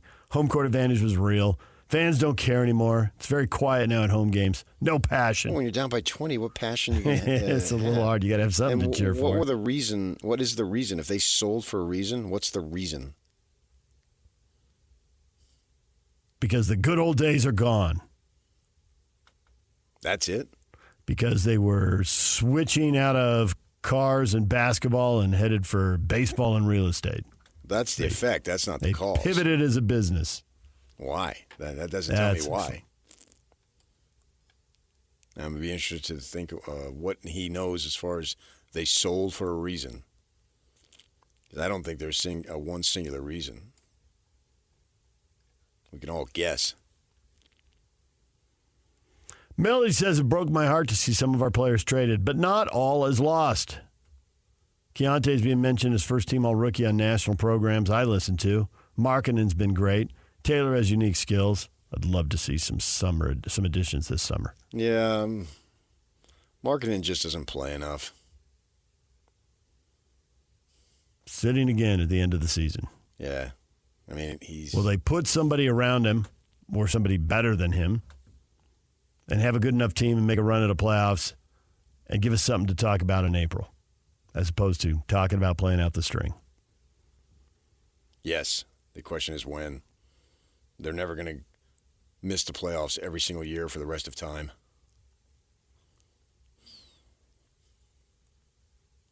But how long will the rebuild stretch out? We all wonder. Yeah, I think we got another 2 to 3 years. And it's up to management to provide levels of hope along the way, too. You're just not going to go suck, off-season, great. I'd be shocked if that happened. It's not how it usually works. And you look at Oklahoma City, they didn't do it that way. I mean, SGA has been showing promise. and he's been good. This is not the first year he's really good. And then this is the first year of Holmgren. Yeah, but it's probably been the third year SJ's been really good. Yeah. And they had a couple other guys there. Dort has been a tough defender for a few years now. Giddey has shown a little bit of promise. Williams is sort of new on the scene. The formula is so simple, but it's extremely difficult to accomplish. Draft well, make a key trade or two, pick up somebody that's available, and let your young core grow together. Yeah, and then the way you go. And maybe they have that right now. Doesn't look like it, I'll say. But maybe they've got these young dudes that will develop at the same time and turn into something. Maybe next year they take a quantum leap. I still wouldn't think playoff. But then the following year, then they're battling for a winning record. It's very much conceivable. But at the same time, I wouldn't forecast it. I need more information to be able to feel a level of confidence. Yeah, I'm pretty sure that this is going to happen. You know, I came back from the Rose Bowl a couple years ago. I said, man, this C.J. Stroud, man, he is just unbelievable. He's incredible. I haven't seen that level out of any of these guys to come in and say, wow, rookie so-and-so, he's just incredible. It's just a matter of time. No, it's all potential at this point. Right. And we can sit here and talk about, well, what's their ceiling? We can also sit here and talk about what's their floor. I mean, none of them are really guaranteed anything, are they? They're guaranteed the rookie contract somewhere in the league. But past that? I think they're guaranteed to be roster players. So I think they're guaranteed to be in the league and be on rosters unless they went off the deep end and started doing knucklehead stuff. I think that's the floor. Certainly for Hendricks and George. In 5 years from now, if they want to be, they should be in the league. Philip says, I still believe, and I'm good for another bad season or two. It's been fun watching the rookies grow and improve. We never got to see that under previous coaches. Never. No rookies grew and improved. Seems a bit of a reach. Well, I think you saw that under Frank Layden. Right? Big T, Thurl Bailey grew and improved. Well, the three great draft choices that they had in a row. Thurl. Big T, and then John Stockton, and then Karl Malone. Yeah. 3 consecutive drafts. Yeah. 3 really good players. I mean, that's what you have to do. Hit again, and hit again. It's obvious. That's what you have to do. That's what they did. And that's what they're going to have to do now. Clearly, there's no other way around it. Trade for Jeff Malone, have a couple of good seasons. Trade for Jeff Hornacek, do even better than that. And I would even throw Mark Eaton in there. Big Mark. As a critical component, a foundation piece that they hit on in a draft that doesn't even go that far now. Was he fourth round? Yeah, obviously they just cut it off after 2 now. So that would be a player then that you would scout and bring him in, a la Lou Dort. Was not drafted. Jazz had 3 second-round picks that year. They didn't hit on any of them. I'm not going to criticize them because they're second-round picks. If the first round, they had 3 first-rounders and didn't hit on any of them, then that's another story. But second-rounders, but at the same time, I had somebody in the organization say, my gosh, why didn't we take Lou Dort? He was available. Rugged kid. Scott Gerard knew of Lou Dort. He broadcast an Aggie game in Vegas. Texted me, what about this Lou Dort? I texted back, I know nothing about him. I had no clue. And he said, oh my gosh, this guy. And he only played the 1 season and bet on himself, didn't get drafted, and now has been in the league 3, 4, 5 years. Awesome. That's the way. The blueprint is clear. That's what's cool about it. You know how to do it. Everybody, I know how to do it. You know how to do it. And we're not professionals in doing it, but we know how to do it. We know how it is done. Now it's up to those guys to get it done. I would say we know how it's done. Yeah. It's the actual doing it that gets tricky. Well, it's when it comes time for draft pick and you select the draft choice. It's got to be the player. Because so many people passed on Steph Curry and Giannis and on down the line. Even a couple teams passed on Luka Doncic. Oops. Yeah. And, of course, the whole league passed on the Joker. DJ and PK coming up. Yeah, we got the Jazz over here, but are they going to be sharing an arena pretty soon? At least for a couple years? An expansion NHL team or the Arizona Coyotes? What's your preference? We will get to that next. Stay with us. Accessing. This is Hans Olsen and Scotty G. Frank Saravalli, Hockey Insider at Daily Faceoff. Give me your odds on an NHL team playing in Salt Lake City next year. If you were walking into a sports book in Vegas and you were looking at the odds board, it would say, will the Arizona Coyotes franchise be playing in Salt Lake City next season? You'd probably be looking at a minus 275 next to it. Ooh. This is developing rapidly. It's not done, but I'm told that they've made significant and meaningful progress on what would be the framework of an agreement to sell the Arizona Coyotes franchise to Ryan Smith and the Smith Entertainment Group and bring NHL hockey to Salt Lake City in time for puck drop in October. Catch Hans and Scotty weekdays from noon to 3 on 97.5, the KSL Sports Zone. This is developing rapidly. It's not done, but I'm told that they've made significant and meaningful progress on what would be the framework of an agreement to sell the Arizona Coyotes franchise ultimately to Ryan Smith and the Smith Entertainment Group and bring NHL hockey to Salt Lake City in time for puck drop in October.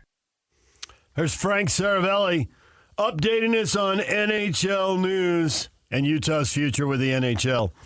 Band of the day is Kiss. They just cashed in on their music catalog. Sold it for $300 million. Band of the day brought to you by Live Nation. For all the live concerts and events in 2024, check out livenation.com. I'm telling you right now, if NHL comes, I'm going to rock and roll all night and party every day in the afternoon and in the morning, and I'm going to boogie overnight and whatever else they sing in that legendary song.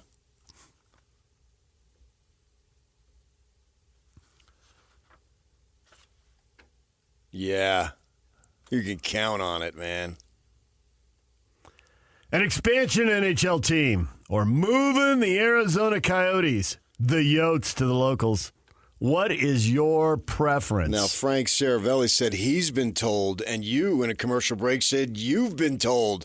Look at, I love that. I've been told. I love that phrase.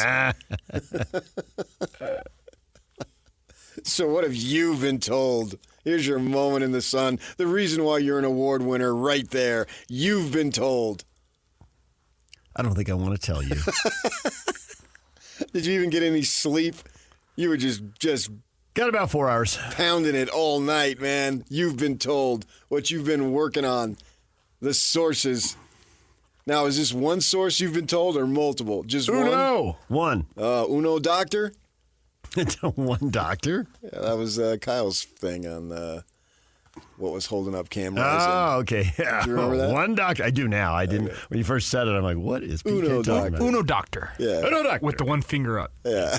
Yeah, that's right. I remember now. Uno Doctor.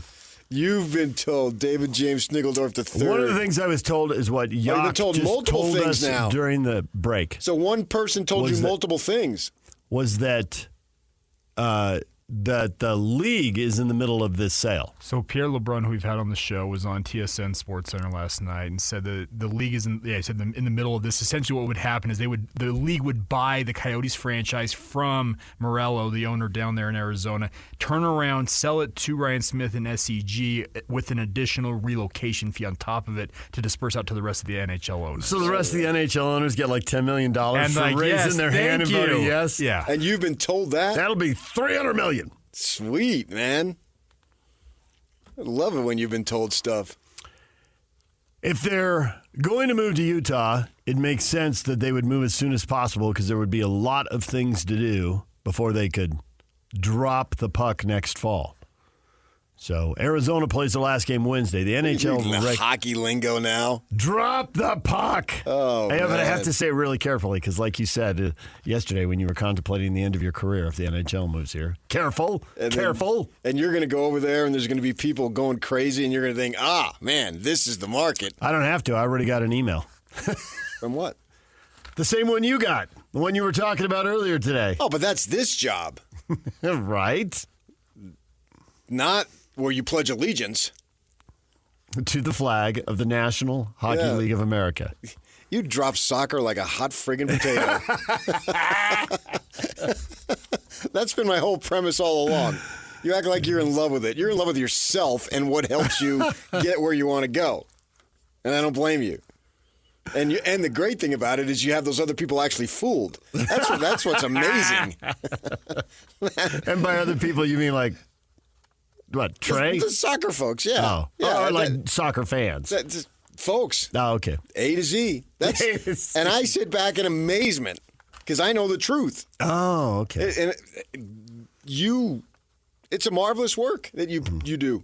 And you do the same thing here. You'd act like you're buddy-buddy with Shane Doan. It's a marvelous work and a wonder. Shane Doan. Shane Doan, I think they played his rookie year, they played in Winnipeg, and then they moved to Phoenix. And now it's looking like his son, Josh, will play one year in Phoenix and move to Utah. Yeah. And he's their Karl Malone of the Coyotes franchise. He's the guy. Yeah.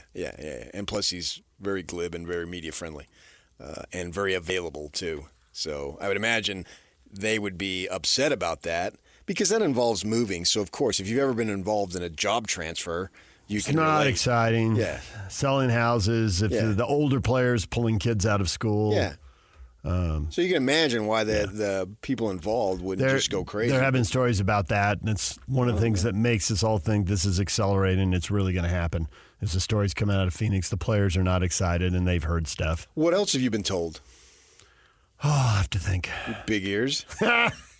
Big ears. What do you got? Come on.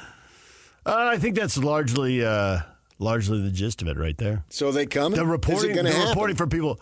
I was not told that it was done. Well, it's not done. Right. If it were done, there'd be an announcement. But it seems like they might. No, if it were done, there'd be an announcement. You just told me that they got to do it as soon as possible. Now you're waffling. That doesn't make any sense. Be consistent. Are they waiting for Arizona to play the last home game?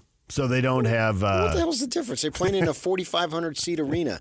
Who cares? Yeah, some visuals of, people outside the arena protesting or something. I don't know. They're going to do that either way. Not if they announce it after it's over. No, I disagree. You think they'll just do it on the premise? There's so much news out there. Yeah, it's leaking. There's so many things that have to be done. The dam is broke. It's beyond a leak. Right. There's so many things that have to be done that they've had to just move and get along with it. Yeah. It's out there. So even if the T's aren't crossed and the I's aren't dotted, it seems like with the momentum, it's going to happen. Yeah, and the folks who want them to stay are going to be extremely upset. We understand that. And there are plenty of those people. Actually, some of them with this question on our Facebook page, an expansion NHL team or the Arizona Yotes, what's your preference? Jacob says, as someone from Arizona, I would hate to see them lose their team when they've been fighting so hard to keep them, especially because their trouble started about 10 years ago when Glendale tried to kick them out while ignoring their contract.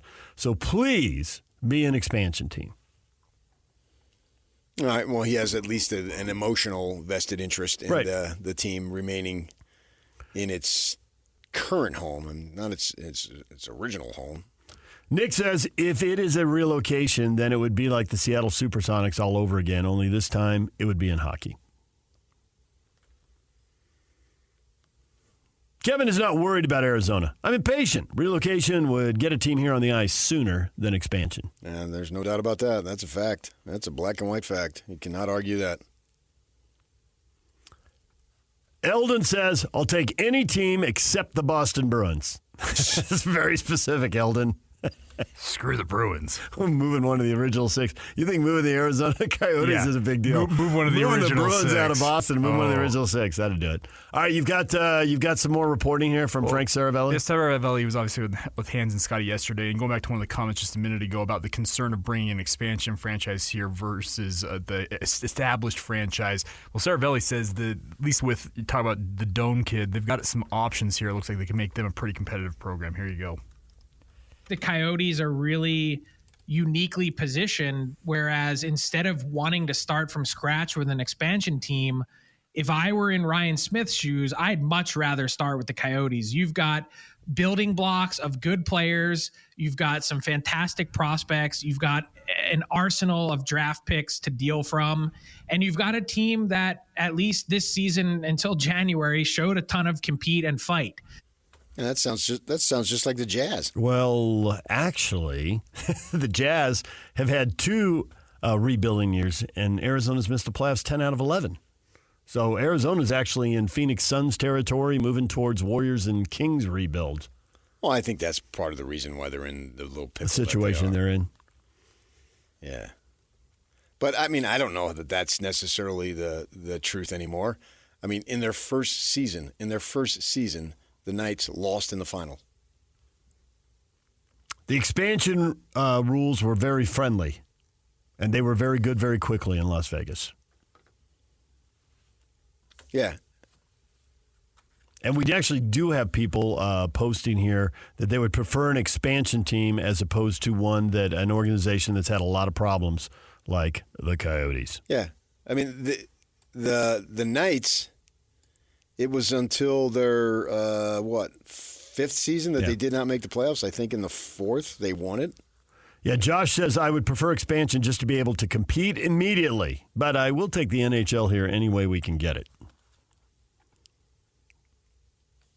It's probably the safer thing. If I knew that everything was even, I would probably prefer the expansion. But at the same time, if something is there, take it, and then you don't have to worry about it. Right. So I get why Ryan Smith would want to bring the team and get going on this, if nothing else, and detract from the mess that the Jazz are. That's a positive, right? Yeah. Hey, look over here. And meanwhile, the rebuild continues over here. The cool thing, man, if he were to be the principal owner, you don't want to own 2 teams who suck. Well, Arizona right now, 7th out of 8 teams in their division, 13th out of 16 teams in their conference. Yeah, but they got draft picks. They got Josh Doan. And how quickly can young guys turn it around? They're going to have to – the pressure would be on that man to start fielding a winning team because he has no cachet. I mean, I can't count a minority ownership of RSL. Right. All right, DJ and PK, we have more on the pending potential – seemingly inevitable, but not quite yet official, NHL move of the Coyotes to Utah.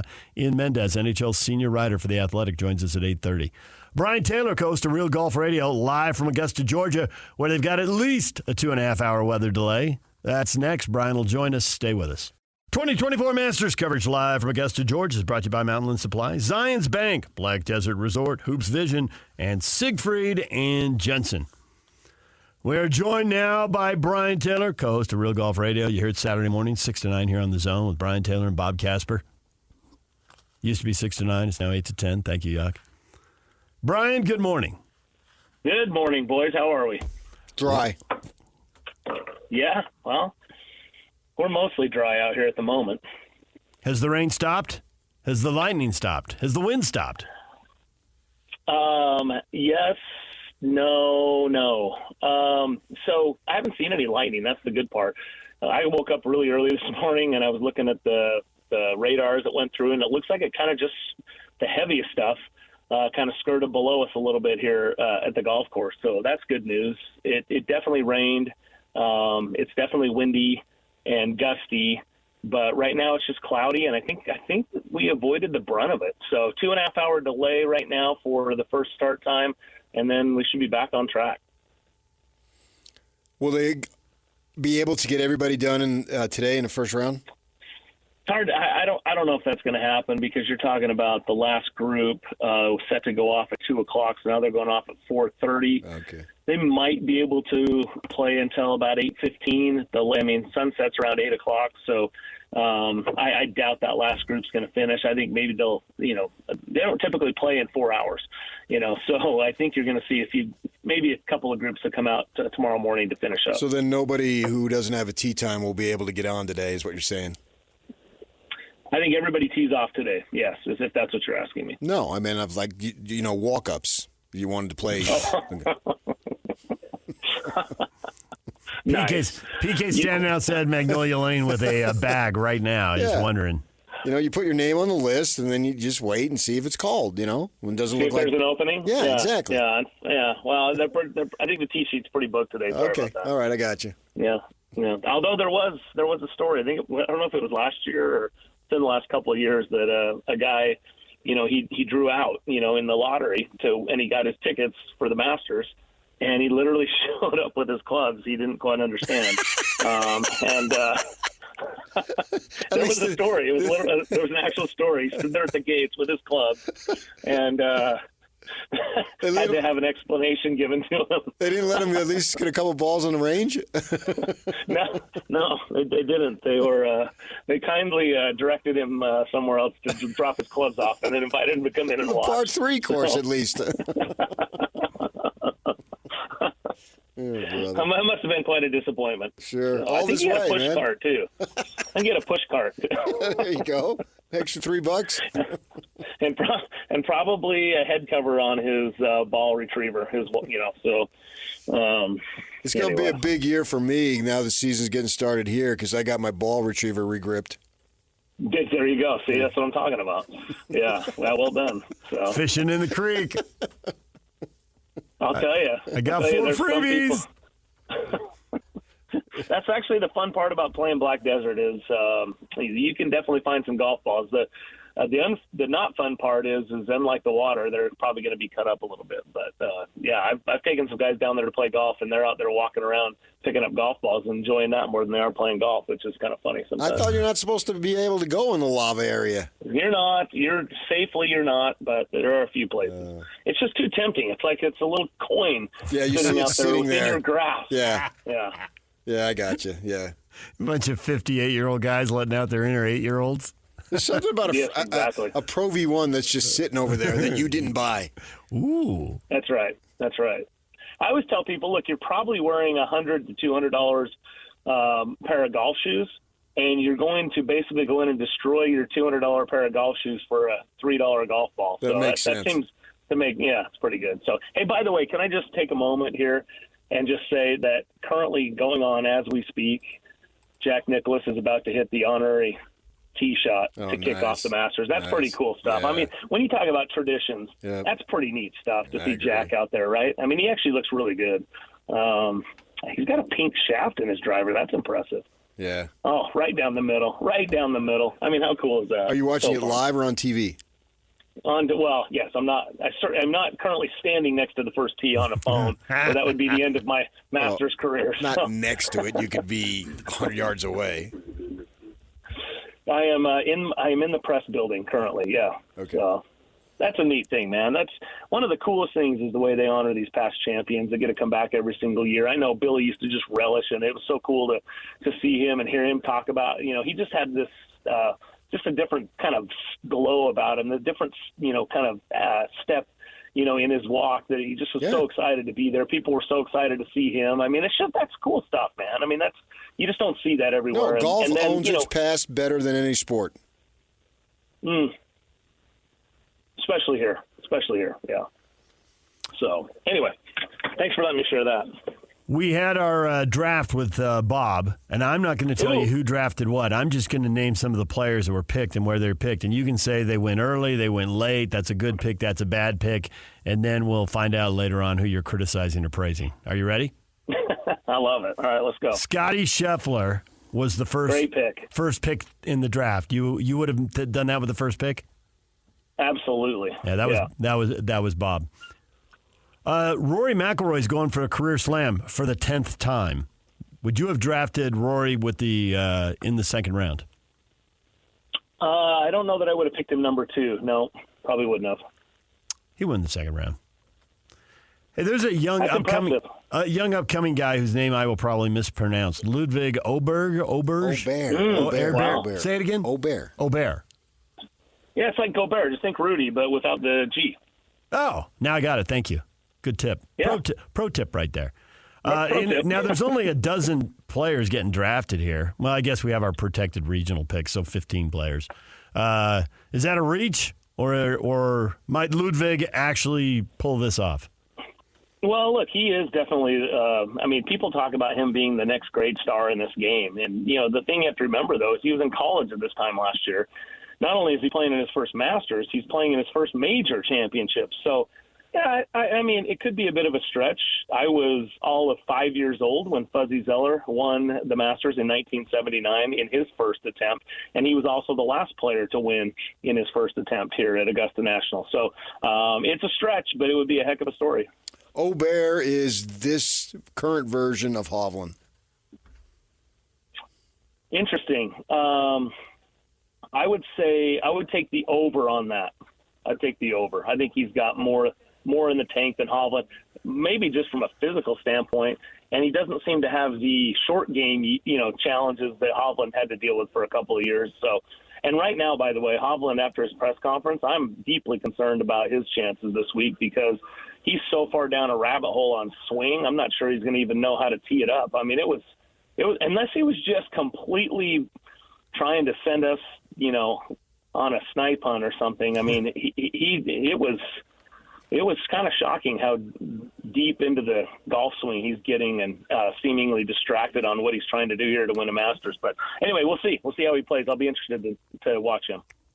I took Ludwig Aubert, one pick before PK, and PK was mighty disappointed. So we were both willing to make that reach. Because I discover golfers for DJ and Bob. I told him about Scheffler, and then he won the Masters. They didn't even know Matthew Fitzpatrick, and I picked him, and he won the U.S. Open. So I'm trying to help these guys. And yet there I was. So basically what I'm hearing is PK is living rent-free in DJ's head. He picked Aubert so that he couldn't outdo him. I had no idea. He told us that there was a young guy who was going to pick, but he didn't tell us who it was. And when I said Ludwig, his head exploded. Kicked him right in the shin. Yep. So there are a couple guys here. The perennial, do we pick them or do we not? And that's Cantley and Hovland. And you already talked about Hovland. What about Cantley? Is this his year? I don't know. He does have a top 10. He finished 9th back in 2019.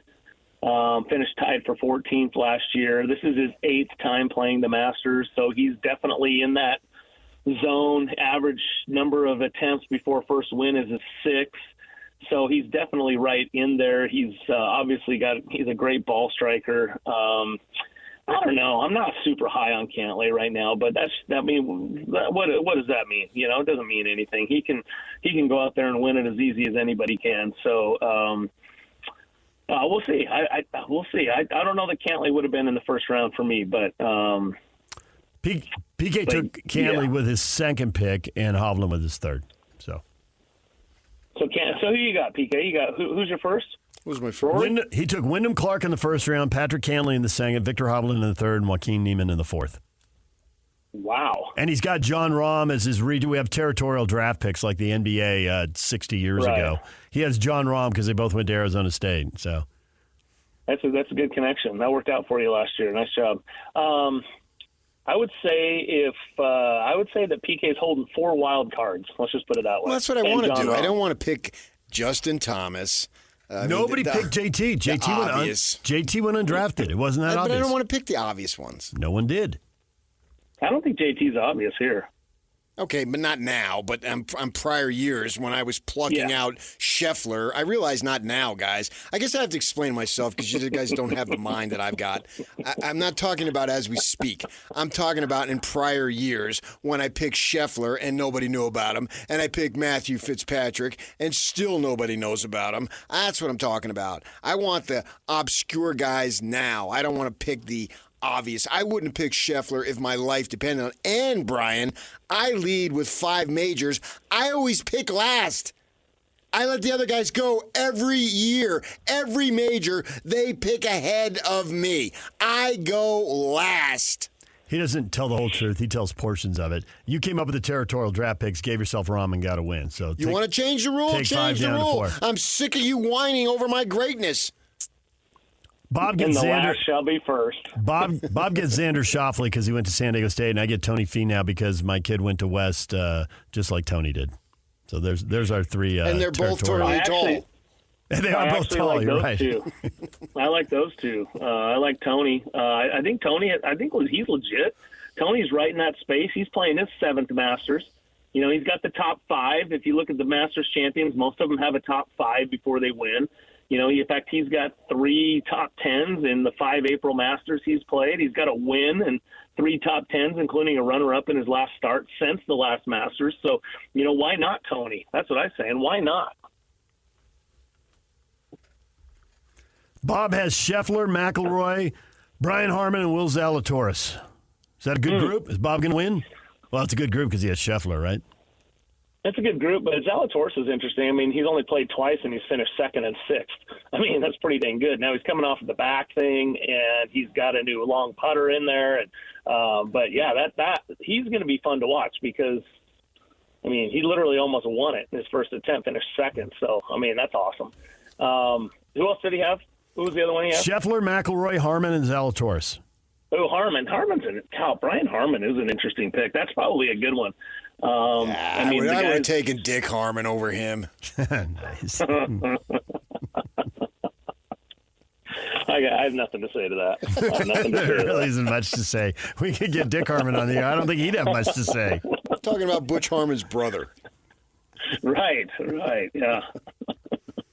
Soon he'll be talking about a grocery store, but whatever. All right. Yeah, I got a sporting goods store. I got Koepka, Matsuyama, Ober, and Fitzpatrick. Oh wait, I think Matsuyama's a really good pick. Nobody's going to talk about him, but Matsuyama's been playing really good this year, and obviously he's a past champion. So, yeah, I think I like Matsuyama. He would have been my first round pick, but he was gone. I took him in the second round. He wasn't gone. Or in my the second first round pick. Oh. I was going to whatever it was. I was going to take him. Oh. But you did. Schauffele Bob's regional pick? Yeah. Yep. Oh, he's gaming the system on that one. That's a good one. The Schauffele's probably, I mean, I'm going Schauffele just because that's fun to say, right? And Schauffele is, I mean, that guy, again, right in the wheelhouse, right? I mean, teeing it up for the 7th time. He's got a runner-up to Tiger in 2019, top 10s in 3 of the last 5 years. I mean, sound familiar? I mean, the guy is 5 top 10s already this year. He's looking for his first major. He's as good as anybody in that category, right? But, you know, the question mark is he going to win a major? And people, you know, want to look at his final round statistics, which aren't nearly as good as his first 3 round statistics. So, but look, he's got the horses. I think he has the 2nd most birdies in a tournament with 25. So, I mean, out here at the Masters, so he knows how to play this golf course. He knows how to score. I like Schauffele a lot this week. All right, we'll let you go with one last question. Are you ready? Would you prefer an NHL expansion team, or would you prefer the Coyotes to move to Utah next week? And let's get on with the NHL thing. Oh, yeah, I'll take the Yotes. Let's go. Bring them on.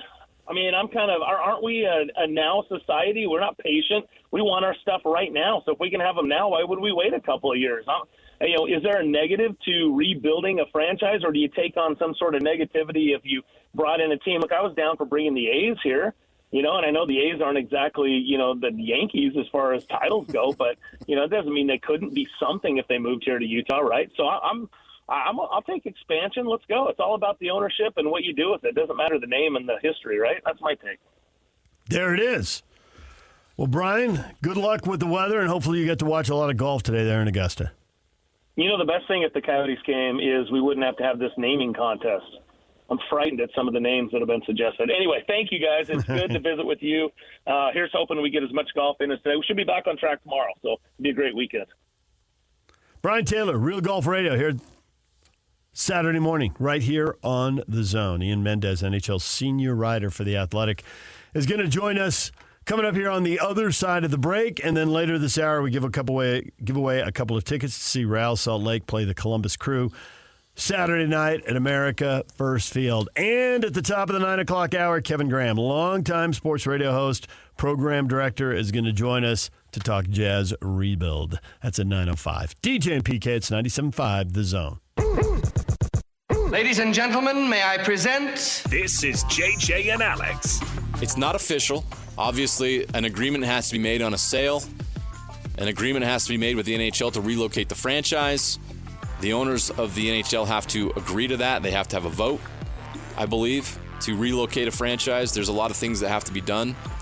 But an announcement of a sale could be coming very, very soon. And all signs point to that franchise being sold to Ryan Smith and being moved to Utah. Get ready for NHL hockey, Utah fans, here in 2024-2025. Starting in October, you may have an NHL hockey team in this market. And that is so exciting. Catch JJ and Alex afternoons from 3 to 6. Presented by G2G Bars on 97.5, the KSL Sports Zone. Nominate the youth sports volunteer that you know for the Hercules Hero of the Week. Submit your nomination at kslsports.com/contest. And then listen every Thursday afternoon to JJ and Alex for the winner. Help us celebrate the efforts of those volunteers making an impact with the Hercules Hero of the Week. And it's sponsored by Hercules Credit Union. DJ PK, it's 97.5 The Zone. We got the question up on our Facebook page, DJ and PK. An expansion NHL team or the Arizona Yotes? What's your preference? You can hit us up on Twitter, David DJ James, and you can get our app. You can use the open mic feature, and you can send us your take. You prefer an expansion team, or do you prefer the Coyotes moving? It seems like the Coyotes moving is gaining a lot of speed. They play their last home game coming up on Wednesday. And will the NHL make an announcement after that? Well, we're joined now by Ian Mendes, NHL senior writer for The Athletic. Ian, good morning. Good morning, guys. How are you? Good. It seems like the NHL to Utah, which I think in the long run, I mean, Ryan's talked about it so much, it was going to happen in the long run. We all had confidence in that. I don't think until really recently we sensed the momentum picking up. When do you think this really became serious, and how would you handicap the odds of something happening in the next week or two? Yeah, I mean, listen, this thing went from 0 to 60 certainly in the last 24 hours, right, publicly. But, you know, and I've covered the NHL now 20-ish years, and the one thing I've learned is that there's a lot of things that often happen in the background and things that sort of are enveloped in a cone of silence that, you know, we're not privy to. I'll tell you, the moment when I first realized, okay, this has some legitimate traction, was the end of January when Ryan Smith and you know, Smith Entertainment Group, they put out that statement very publicly saying, hey, we're just expressing our interest in an NHL team as early as next season. And I thought, that's a really interesting approach because, look, Ryan Smith owns the Jazz. And if I've learned anything, it's these guys know how to play the game. And they understand that, like, they wouldn't have put that statement out in January unless they sort of had the express written consent and blessing of the National Hockey League. So I think everything that's been done in the last 3 months or so, even this week when Ryan Smith, posted, hey, what do you think the team name should be if we get an NHL team? Like, that doesn't happen. That's not an accident. So I think this has been going on, and there's obviously just in the last 24 hours, it has really sort of burst into the public sphere. Right, and so we'll go on the premise that they are coming. What are the folks of Utah getting with the Arizona Coyotes? Well, in terms of a team on the ice, it's actually a pretty good team, like a good collection of young players. They've got some super talented kids there. Young player by the name of Clayton Keller. He's kind of a game changer. Dylan Gunther is a young player. Like, they've got a really good young collection of players, and they haven't really been, a consistent playoff team. And part of it for them is, I think, they've just constantly just given their financial sort of constraints in the last few years, they haven't really been able to be a legitimate team that can push for the playoffs. Like I want to say they've only made the playoffs once or twice here in the last, it feels like, decade or so, but they've got some really good players. Like I said, Clayton Keller's, probably 24, 25 years old. He's really good. Logan Cooley was a first-round pick. He's a really dynamic player. So, like I said, they've got some really young pieces that if they come in there, and I think they get sort of the support, financially and maybe treated like a big league franchise, I don't think it's impossible that in a year or two from now they could be a legitimate playoff team. Yeah, they've missed the playoffs 11 of the last 12 years, and they're in 7th place in division now. But this season, it seemed like they had something going. Just looking at their record here, they were 4 games over 500 in late January. They dropped 12 in a row, and it has been a mess since then. What happened to a promising season where, okay, maybe they're building something, and then it just all falls apart? Yeah, and the thing is, like, if you go back to September and October, there's a lot of people who said, they could kind of be a dark horse if this and this and this and this happened. It could bode well for them. Maybe they'll challenge for a playoff spot. And I would say up until, kind of the All-Star break, which is early February, they were that team. They were getting great goaltending from Connor Ingram, who is kind of this great, fascinating human interest story. He's kind of overcome, some hurdles in his personal life, and he's having a great year. But he was playing like out of his mind in December and January, and he sort of regressed a little bit. That's kind of been part of it, But they're just a young team. Like I said, they got some guys that like Logan Cooley's a teenager, and it's really hard to be a great player in the National Hockey League really when you're a teenager. So I also wonder too how much this has been weighing on them. Hey, where are we going to be playing next season? Because I think a lot of that stuff started in late January when people were wondering about, hey, what's the future of the Coyotes here if we've got groups in, Atlanta has expressed interest, Salt Lake has expressed interest, kind of in that same time frame of late January, and people have been wondering where the Coyotes going to play. And you always wonder from a human interest perspective, does that play on the minds of the athletes if they just don't know where they're going to be in 6 months from now? There's really, as I see it, no way out for the Arizona people, because even if they get this land that they're trying to buy, and that's coming up in the auction in June, you're still years away from that thing actually opening, and it looks cool next to the 101. I've seen all that. I grew up in Phoenix. I know the area, and it would be a great location, but it's still a long ways away, which means that they've got this I won't call it an opportunity, but they're forced to play at the Arizona State Stadium. So this is, for the league, in a sense, this is an easier way out. Would you agree with that? Yeah, I would. And, and I've been down there to the campus of Arizona State a couple of times this season to cover games. And listen, it would be a great atmosphere for a college game. If you're going to watch NCAA hockey at the highest level and you're in a 4,800-seat venue or 5,000-seat venue, you'd love it. You'd think, this is awesome. This is great. Or if you were watching the Grizzlies play a game in that type of venue, you'd be like, okay, this is great. It just didn't feel like the big leagues. It just didn't feel like the National Hockey League. And so I think we've reached that point of no return where, okay, even if you did secure that parcel of land and everything went the way you said it would, we're looking at least 3 more years of playing in that venue. Whereas in Salt Lake, as you guys know, you got the Delta Center sitting there ready to go. And, and I had a great conversation with Ryan Smith a few weeks ago, talked to some officials with the Jazz. Like, they're pretty confident that they can, right off the hop, okay, we can get 11,000. I know it's configured for basketball, but they're like, we can get about 11,000, maybe a few more. Well, right off the hop there, that's, at least twice, if not closer to 3 times as much that you could get in Arizona. And then when they're ever done all of this arena stuff in your city, now you're going to be playing in sort of a brand new venue that's tailor-made for this. And that's probably going to be ready in and around the same time as whatever they're going to do in Arizona, 3 years, 4 years, whatever down the road. So why wouldn't you, if you think that this is the ideal scenario, like Gary Bettman in the NHL, they don't think about what's best for the next 6 months or 18 months. they think about what's best for the next 5, 10, 20, 25 years. I think it's pretty clear that Salt Lake is this sort of untapped market that they could probably go back to Arizona if they wanted to at some point. But in the here and now, why wouldn't you take advantage of a better arena opportunity at Delta Center and then deal with Arizona down the road? We're going to go ahead and make you the owner of the Utah whatever's they're going to be called.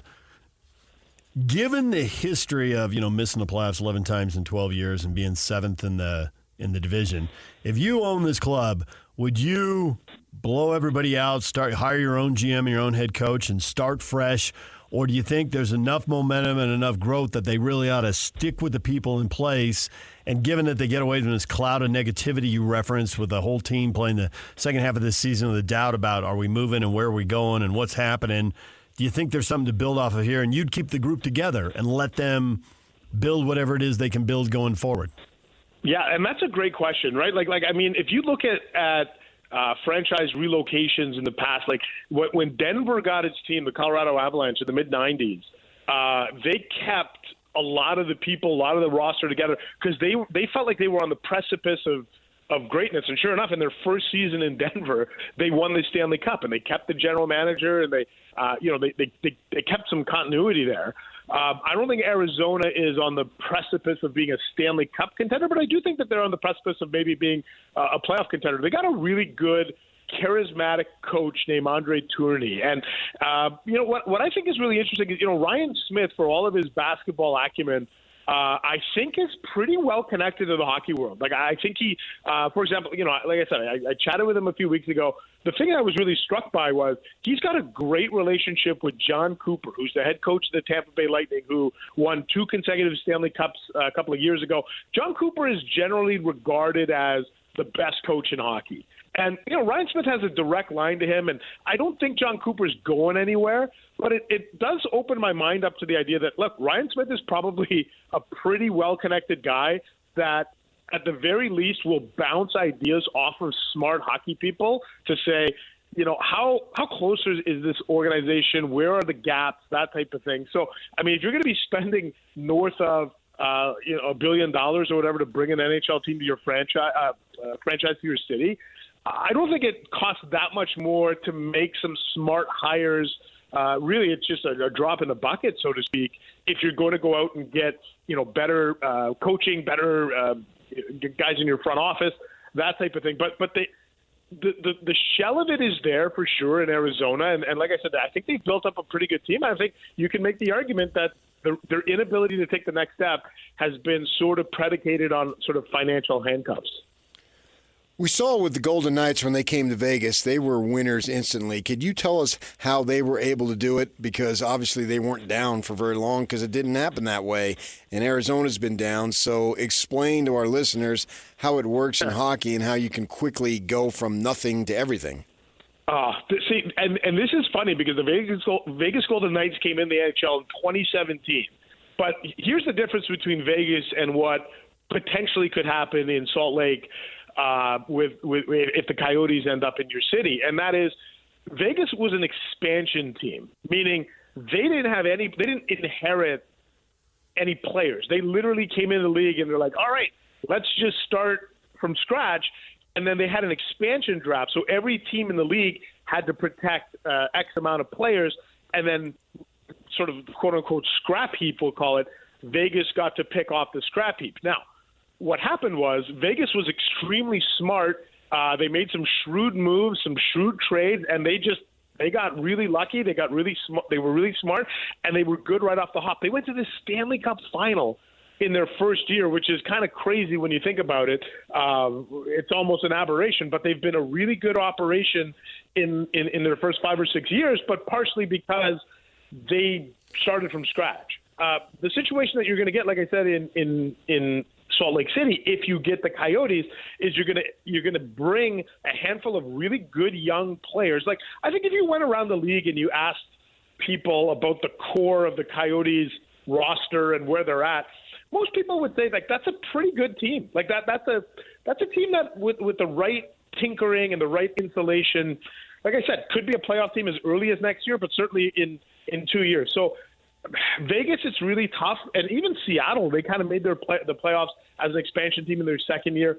It's tough to expect that type of success right off the hop. But I think what's great about when you get a new team, I always think there's a honeymoon period, whether it's 2 years, 3 years, where people are just excited to come in. What is this? What's this hockey team everyone's talking about?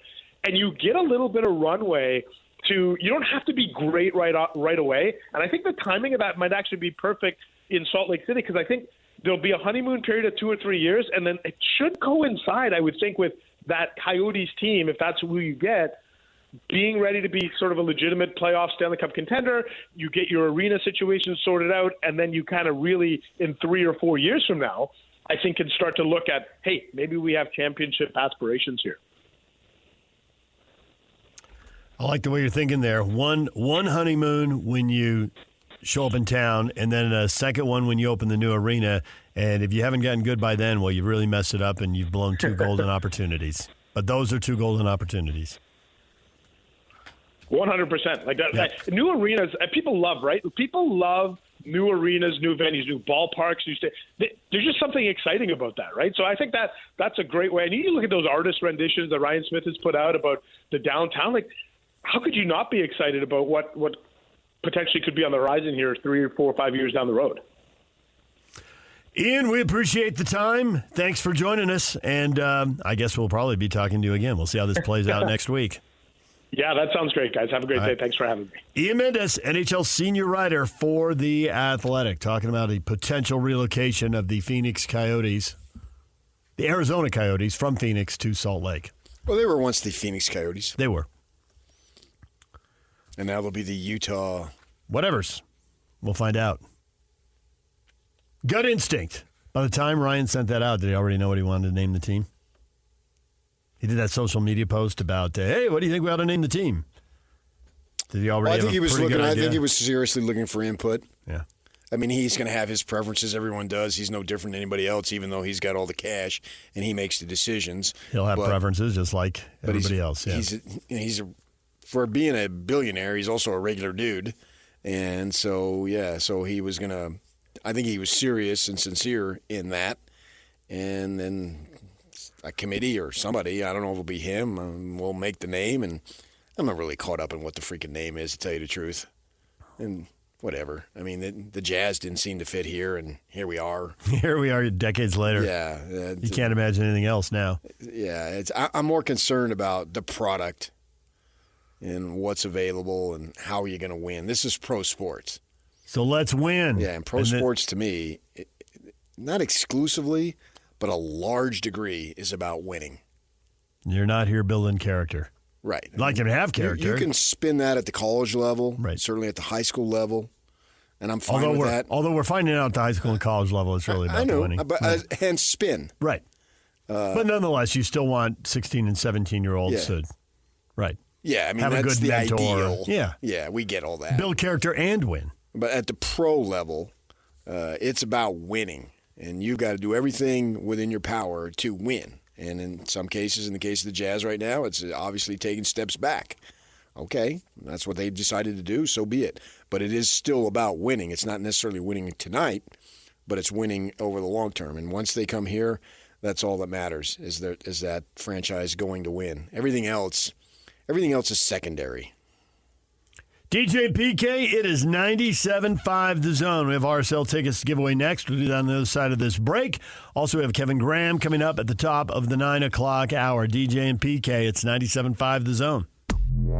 This is Jake Scott and Ben Anderson. He is a columnist for ArizonaSports.com. He's also the co-host of a midday show on 98.7 FM in Phoenix. Dan Bickley, where's the community at on this? I mean, are they fighting to keep the Coyotes? There's a small group of very, very loyal hockey fans who have stuck with this hockey franchise throughout a couple of decades of this. But you have to understand, this relocation game has been a part of this hockey team for almost 2 decades now. now, and people are tired of it. I think most casual sports fans in Arizona just want resolution. You would have to have lived this on a year-to-year basis to understand how exhausting all of this has been to the common fan. And while I think there was a point in time in our history as a sports market that being a big league sports town, having all 4 major professional sports was something of value, I don't know if that's any longer the case. Hear Jake Scott and Ben Anderson every day from 10 to noon on 97.5 The KSL Sports Zone.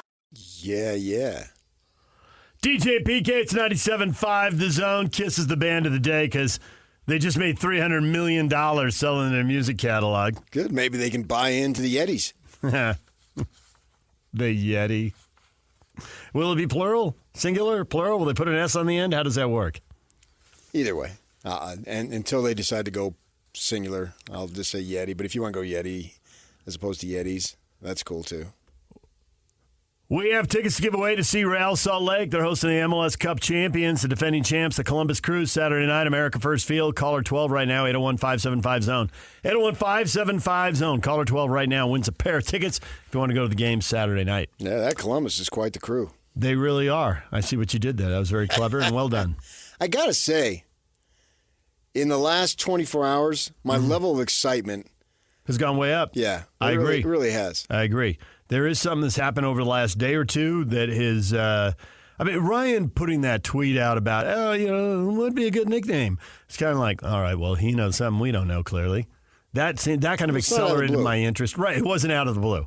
And there was all the noise and all the rumbling. We've heard it, but how real is it? What's the timeline? Mm-hmm. Do they want to wait one more year in Arizona while they do this state lands trust auction deal, And that seemed realistic to me when I heard about it. They could wait one more year. And right now it seems like they don't want to wait one more year. And I think it goes back to the point you made. Even if they buy the land and start down that road, they need utilities and stuff. Are they going to play in a 5,000-seat arena for 4 to 5 years while they get that thing built? Yeah, not that it matters, but I think it's 4,500. 4,500. Okay. Are they going to play in that for... Seems too long. It does. And the noise from multiple, you're going to live in Utah and hear something, but the people in Phoenix are hearing something, and people who are connected to the league office are hearing something. Come on, this is too much smoke.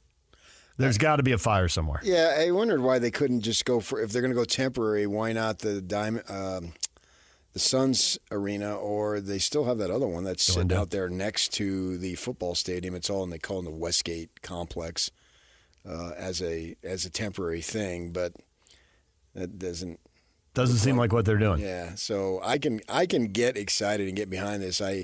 When I lived in California, I was sort of a utility guy then. Obviously, I was much younger. And you're talking from the newspaper perspective. Yeah, and here. you had to, if you wanted to move up, if they tapped your shoulder and said you need to do something, you have to, you have to be prepared. And so I ended up following the Kings a lot. We've got breaking news right now. Yeah.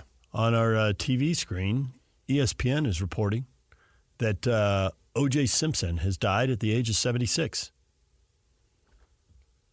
I hadn't heard anything about his health. That seems to come out of the blue. There was an announcement he had cancer in February. He was undergoing chemo, and then his family just on his Twitter feed just announced he passed away yesterday.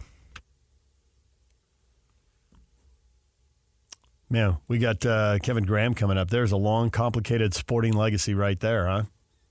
The murder trial from the 2 trials from the 90s, obviously. Before that, Heisman Trophy winner and the first 2,000-yard back. There's a lot there. O.J. Simpson, dead at the age of 76. Went into, he was sort of like in his time, a Merlin Olsen. Yeah, he went straight to, he was on Monday Night Football. Making the transition. He was doing ads. He was doing car ads. Merlin was doing floral ads. Merlin was doing everything. He was. I mean, he was a everywhere. Superstar of the highest degree. Yep. And making the transition over from sports and OJ was entertainment. Heisman Trophy in the 60s, pros in the 70s, and but entertainment in the 80s. He'll be remembered for what he did. Yeah. I mean, that's going to be the lead in the obituary. How do you get past that? No, those 2 trials were the back-to-back stories of the 90s. It was. But they were the trials of the 90s because of the place he had in American society in the 60s, 70s, and 80s. Mm-hmm.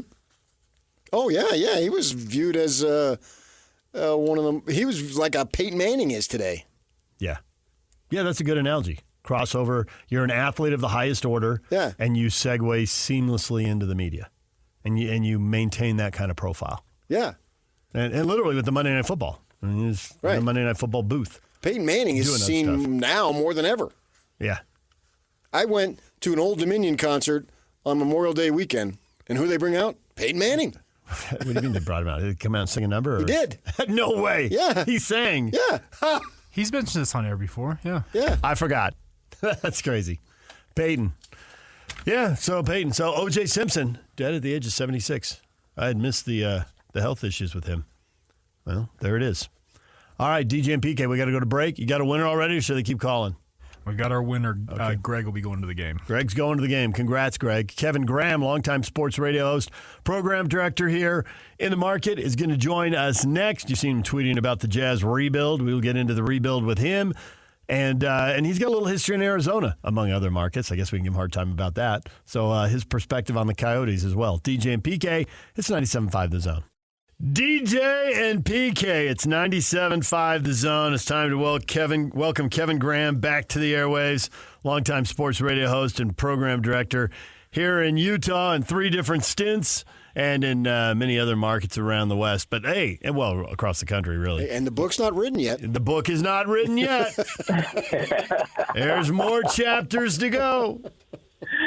Oh, man. Hello, gents. Hello, Kevin. How are you?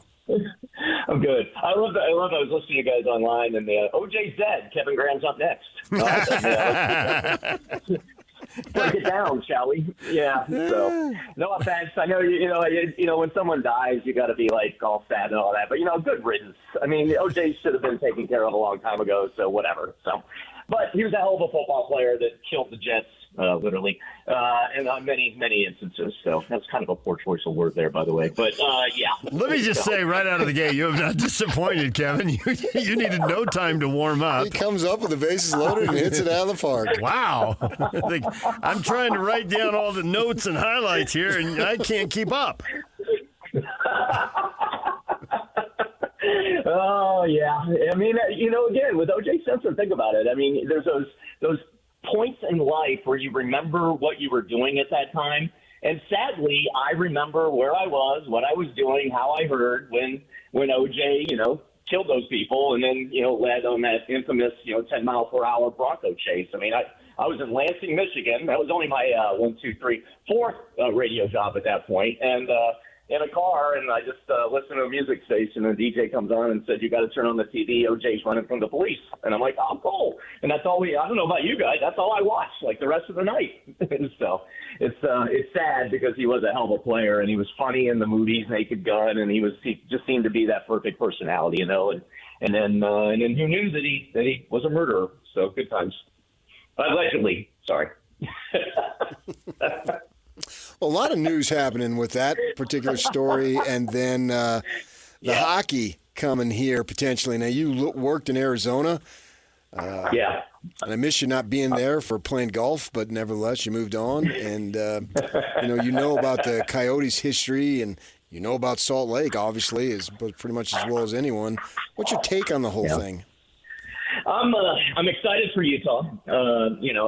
Like DJ mentioned, the 3 different times. I was figuring out that actually 3 different decades I worked in Utah, which was interesting. Living in the 90s and seeing the Jazz at their peak, and then the 2000s where the youths were starting to break out, and then the last D. Will and Boozer, and and then the last stint, most recently, about 10 years ago. So.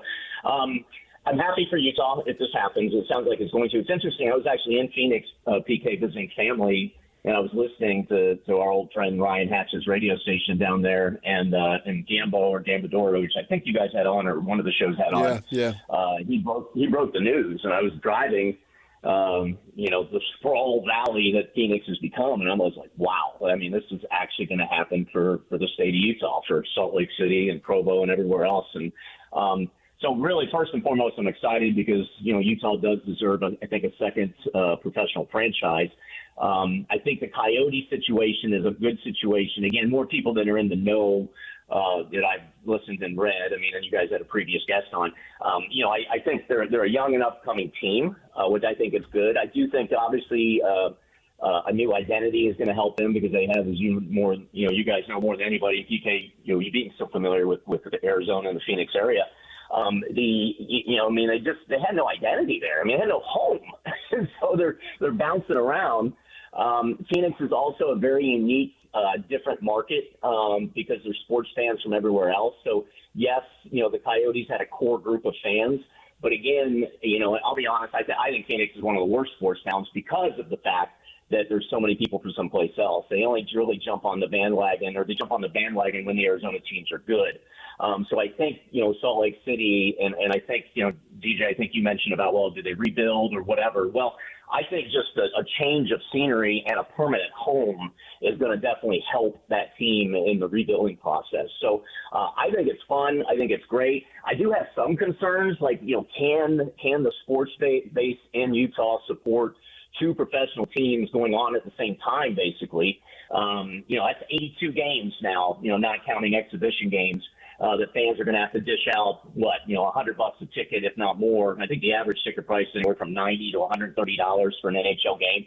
So, if you got a family for four, you're talking $400 or $500 to go to an NHL game. Is that same family going to be able to dish out that kind of money to go see the Jazz as well? So I do wonder about that, and I also wonder about the business aspect.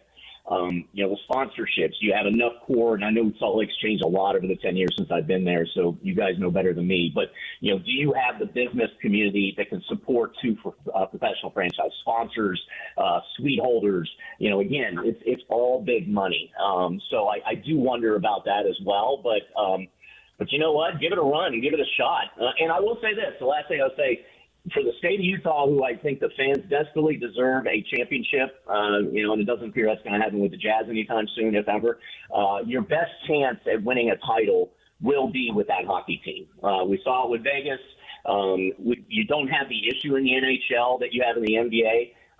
Like the majority, almost half their players, grew up in the vast wasteland of ice that we call Canada. Salt Lake's a palace, so they're gonna love Salt Lake City. They're gonna embrace Salt Lake City. You're gonna be able to get free agents there more so than I think the NBA. I think you do have a better chance to actually win and bring the Stanley Cup. Stanley Cup's iconic. It's cool. I've been in several hockey markets. Detroit, obviously being the biggest one. They call it Hockey Town. It's a fun sport to go to. It's fun for local media to cover. The athletes are a different kind of athlete. They're not as pretentious as some of the others. As you get maybe in the NBA. I think it's a win. But Ryan Smith's a billionaire, so I can bring up concerns about money and everything, guys. Ryan Smith's a billionaire. He knows better, and I'm not. So he knows a hell of a lot better. So he obviously feels like he can make a business model out of this and make it work. We didn't have you on for positivity, Kevin. Let's be honest. So wait, OJ wasn't enough for you? We didn't know. We'd have rescheduled you had we known. We didn't know. So two things you said there. One of them, I think, is a real question. I think the negativity is legitimate. I think the other one is off the board. I think it's just kind of universal. It's just where pro sports has gone. And for people who don't know, to recap your career, you were in Utah. You went to Detroit. You went to Columbus. You went to New York and Boston, man. Right? Pittsburgh in there too. Pittsburgh. I knew I forgot something. Dallas, Arizona, and San Francisco. Well, that's mostly hockey markets, if not everywhere, right? Yeah. You've always been in a hockey town. So I like what you say about the pricing because I wasn't clear on that because I haven't lived in hockey town. So that I want to hold on to that. But the whole notion that like a family of four is going to a game, that's not really where pro sports is. Not in real numbers. There's some high-end people who have the money to do that, but mostly people don't have the money to do that. I think that the pro sports now, I think your point about the business market, that's the question. And I assume a guy who owns a company named Qualtrics that turned him not into a billionaire but into a multi-billionaire has can do research into this, right? It's kind of in his wheelhouse. The business community needs to buy the tickets. Jazz games, they are still full, Kevin. those arenas are packed. Now, maybe that'll change next year, but we're 2 years deep in this, and it's packed. And I think it's packed because businesses need to entertain clients. And who takes the tickets? Now, when they're winning, the high-level executive takes it. And when they're pretty good or the opponent's pretty good, the medium, and then you pass them out to employees or to vendors, people you do business with. There's a pecking order, but there's still demand and it's still full. Now, instead of selling 40 home games at 18,000, whatever that number is, however many tickets that is over the course of a year, 650 or 700,000, whatever. Well, once he has another arena built, you're going to have to move 1.5 million tickets. Is there enough businesses to bring all those in? My thinking is yes, because the Millers want to bring baseball here. And I think they both have known for a while what the other group wanted to do. So the market research ought to be, can this place move 2 million baseball tickets and 700,000 basketball tickets and 700,000 hockey tickets? So that's extreme. I mean, I think you're talking. 41 home NBA games, 41 NHL home games, and then you're going to add 81 baseball games into the mix too. Yep. I just think I don't know. I don't know if Utah has grown. And will continue to. Yeah, and it will. But is that a 3-team? Can you go from one professional team to 3 just like that in a matter of 5 years? I think that's stretching. But I think first and health. But the one thing I will debate you a little bit, DJ, is. You're right. It's the business community that drives the ticket sales, but you also need to drive a fan base. And for the point that Salt Lake wasn't a hockey guy. Said, "Are you breaking down the NHL?" Until this story came out, no. Nobody cared. I was there for the Utah Grizzlies winning the Turner Cup. There was 3,000 fans that were excited about that. You're going to have to build a fan base, and the best way to build a fan base for those that have never gone to a hockey game, you got to go in person. You can watch it on TV, and it's exciting, but you really hockey more than I think any sport, maybe auto racing I put in that mix if you want to debate that's a sport or not. You got to be there and see it. So they're still going to need to get the base fans to go become a fan of it. Yes, you're going to have the newlywed portion of this where people are going to be excited for a year or two of having it, but then it wears off. I saw that in Columbus. It was really exciting when the Blue Jackets came in. Well, they sucked for I don't know how many years that I was there, and it started to fade a little bit already because, to your point, PK, that you said earlier, and I always proclaim this, it's about winning, winning championships. And so the Coyotes are going to have to come in and be good, live off the excitement level there. They're going to have to somehow get the fan base excited about it and to learn the sport. And then, be I wouldn't say even great, but just be competitive. And then you become, hopefully they build it right and they become really good, and then you got yourself a shot.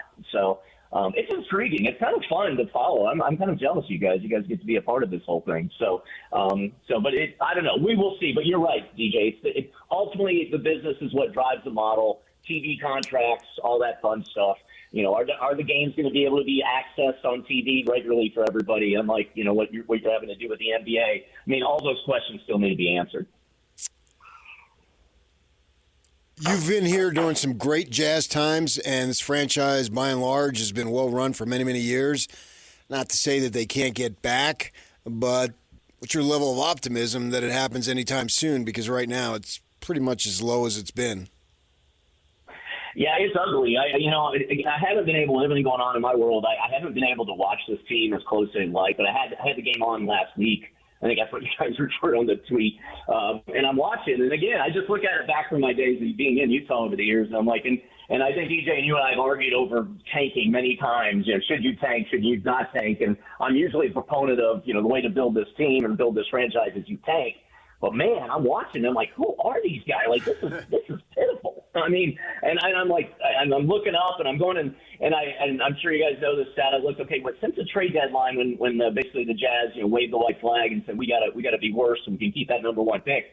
The Jazz, I think, have the worst record since the trade deadline. I counted out 3-24 is what this team's record's been since February 8th. And then just out of fun, I looked at the 2 other worst teams. The Pistons have won 6 games during that time, as well as the Wizards, and they're worse than the Jazz. And I'm like, wow. That's shocking because it is a proud franchise. I think the bigger concern is, are they going to build it the right way? I almost feel like with the Jazz, it's Groundhog Day now. where you have that, it's like, okay, you get some of your own players in, best way to usually build this franchise, obviously, is through the draft with your own players. And then as soon as those players get good, they leave. Will the Jazz operation do it right and find those right players? I mean, I was just looking at the stats of the rookies they drafted last year, and, Hendricks being their first pick and only playing 37 games.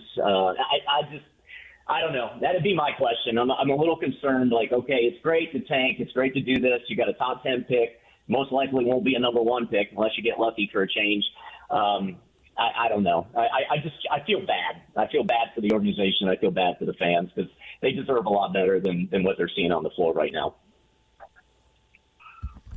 Kevin Graham joining us, longtime sports talk radio host here in Utah. I think the problem is that they tanked midseason. And maybe they thought they'd given Will Hardy a 23-win team, and then he was able to squeeze a few more wins out, and they were horrified with a 10-3 start the first year. That caught everybody off guard. But they were 26-26 after 52 games this year. And now it looks like they're going to finish, 3-27 here over the last 3. I think that's the biggest complaint with the fan base is, okay, well, we bought in. We're like, okay, we'll be excited about the rebuild and are you 10th, 9th, or 8th, and or 11th, in this play-in race. And then to not even get that, which is pretty, that's low-hanging fruit.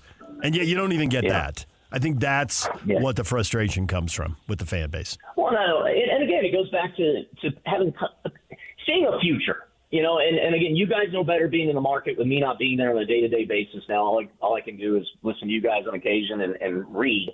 But it's just show some hope.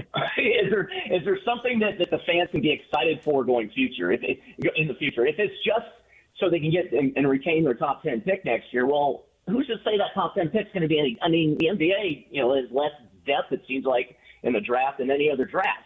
So, show some hope, show some ability, at least give the fans a reason to want to pay for tickets next year. And at least from what I'm watching, just the limited time I'm watching, I'm not seeing that. I'm just seeing, wow, this is just some really bad basketball. That just sucks, especially if you're paying the money for it. Well, I kind of think that bringing the hockey team in puts Ryan Smith on notice a little bit. You don't want to be the owner of 2 crappy teams at the same time. So put some pressure on him. Not that's completely on his shoulders, but the organizations to be able to field winners, because everybody loves winners and nobody likes losers. Yeah, I agree, 100%, PK, and that'll be interesting. How do you, and obviously the guy's a multi-billionaire, so he has the funds to do it. But balancing the two, and can you handle in some media markets? I guess it's the same owners, but can you handle one team getting all the attention over the other? Say the Coyotes, come in, or whatever the hell the name of the team's going to be in Utah, and they are actually really good right away, and they're gonna steal a lot of the Jazz thunder. Maybe that's what they want as the Jazz rebuild and try to become competitive again. But you got that balancing act too of 2 franchises that you're gonna have to fund money into and garner and battle for fans' attention and media attention and everything else. So it's again, I find it kind of intriguing. I'm very intrigued at how this all is going to work and come down. Of course, as long as the team comes to Utah. When you were in some of these markets, and in some of these markets there are owners who have multiple teams, how much do you think Ryan Smith's going to be able to package all the luxury suites and all the signage and all the tickets and sell people both, so that, to PK's point, as long as one of them is good, you can accept the other one's rebuilding. Everybody knows nobody gets to win all the time and nobody gets to win forever.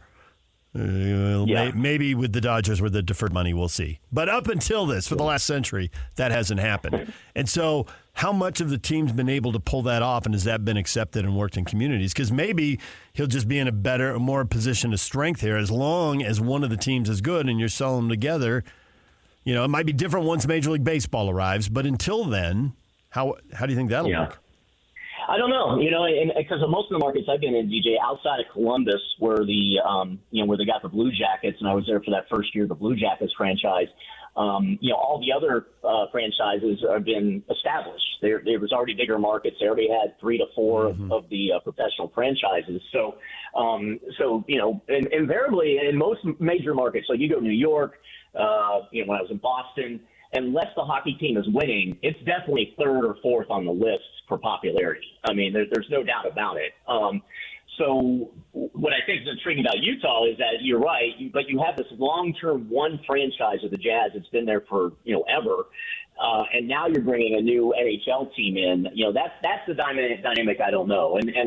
And to your point earlier, Ryan Smith, when you become a multi-billionaire, you got to be a pretty smart guy. So I have to think he's done the research. He has the ability to whether he wants to package sponsorships together. What he could do is I know they do a lot of exclusivity now. So maybe, where, I don't know, whatever credit union's the exclusive sponsor of the Jazz, that opens up for another credit union to be the exclusive sponsor of this named NHL team. There may be abilities from a business side to be able to put that together too. But, I'll be curious. With the Blue Jackets, they came in hot and they were loved, but it was more of Ohio State's the professional franchise there, literally. And so, it it's still number two, always been number two. And then with that franchise not being as strong, most recently, it's not doing as well as it used to. So it's just going to be, I don't know. It'll be curious to see how he balances those two franchises and how the fans accept each one. And I know for you guys it's good. It gives you more to talk about, so that's a positive. Agreed. We noticed that right away. We were totally in favor of it. Everybody's like, if baseball comes, can they really support three teams? I don't know, but we'll talk about it. So I'm a yes vote. Bring it on. Exactly. So selfish. Talk about and discuss. You'll have your baseball updates at the top of the hour and the bottom of the hour. And you have it all going on. It'll be great. Yeah. Well, PK's going through deja vu because he moved to Phoenix, and Arizona State were in the WAC, and the Suns were the only pro teem. And look what happened in Phoenix, and now look what's happening in Utah. He's lived this life before. Yeah, for sure.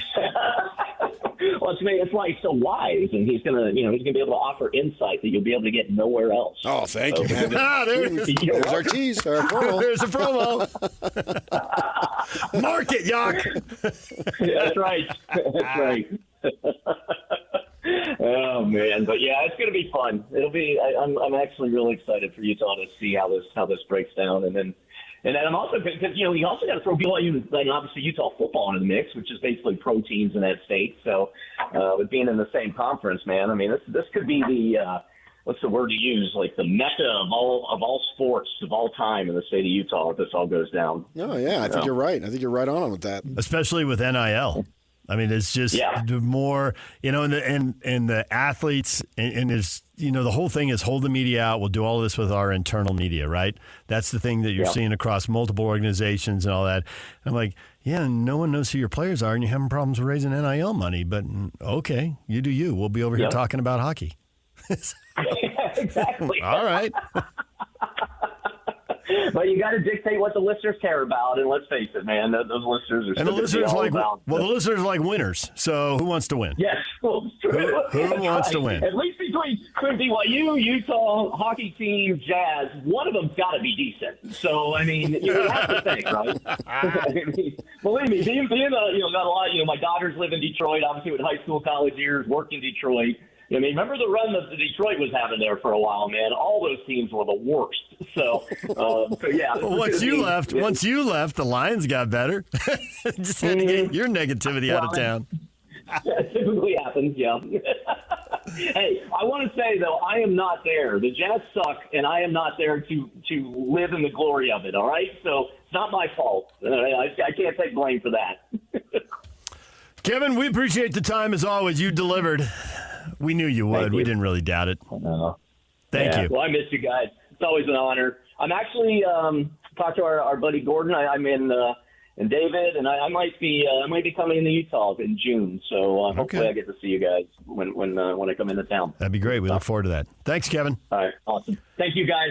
Take care, man. Kevin Graham, longtime sports radio host and program director here in Utah. That was a good idea by you, PK. You saw the tweet. Let's get Kevin on. Who knows what he'll say. For sure. There he is.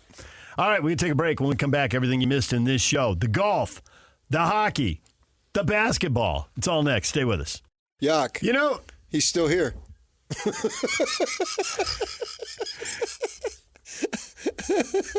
I don't think he did notice. He did not notice. I did. Okay. Not literally at the time, but I put two and two together.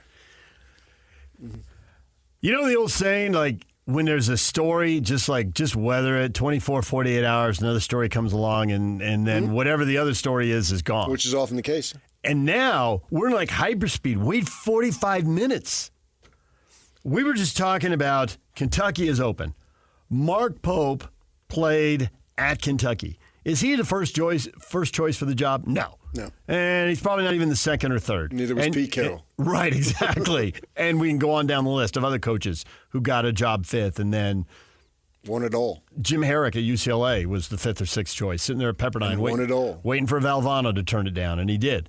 So we were talking about that, and you found some odds. I think Jay Drew retweeted him, right? And there was an odds maker who literally had Pope as the fifth, either fifth or tied for fifth.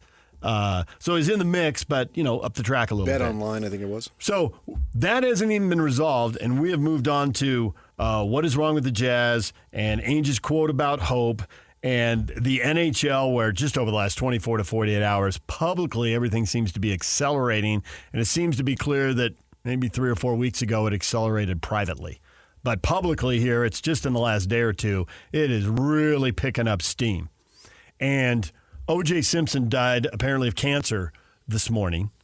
And we are just zooming through one story after another. And circling back around this morning is the story that Drew doesn't want the job. He's staying at Baylor.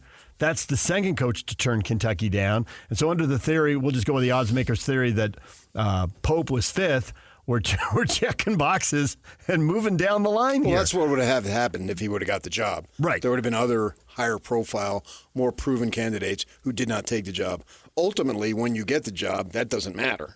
Whoever gets the job. Whoever gets the job gets the job, and what do you do with it? To get that job, this is what was going to happen. All eyes turned to Billy Donovan, right? Because he was asked about it, spoke about it at length, talked about how committed he was to the Bulls, but didn't say, I'm not going to Kentucky.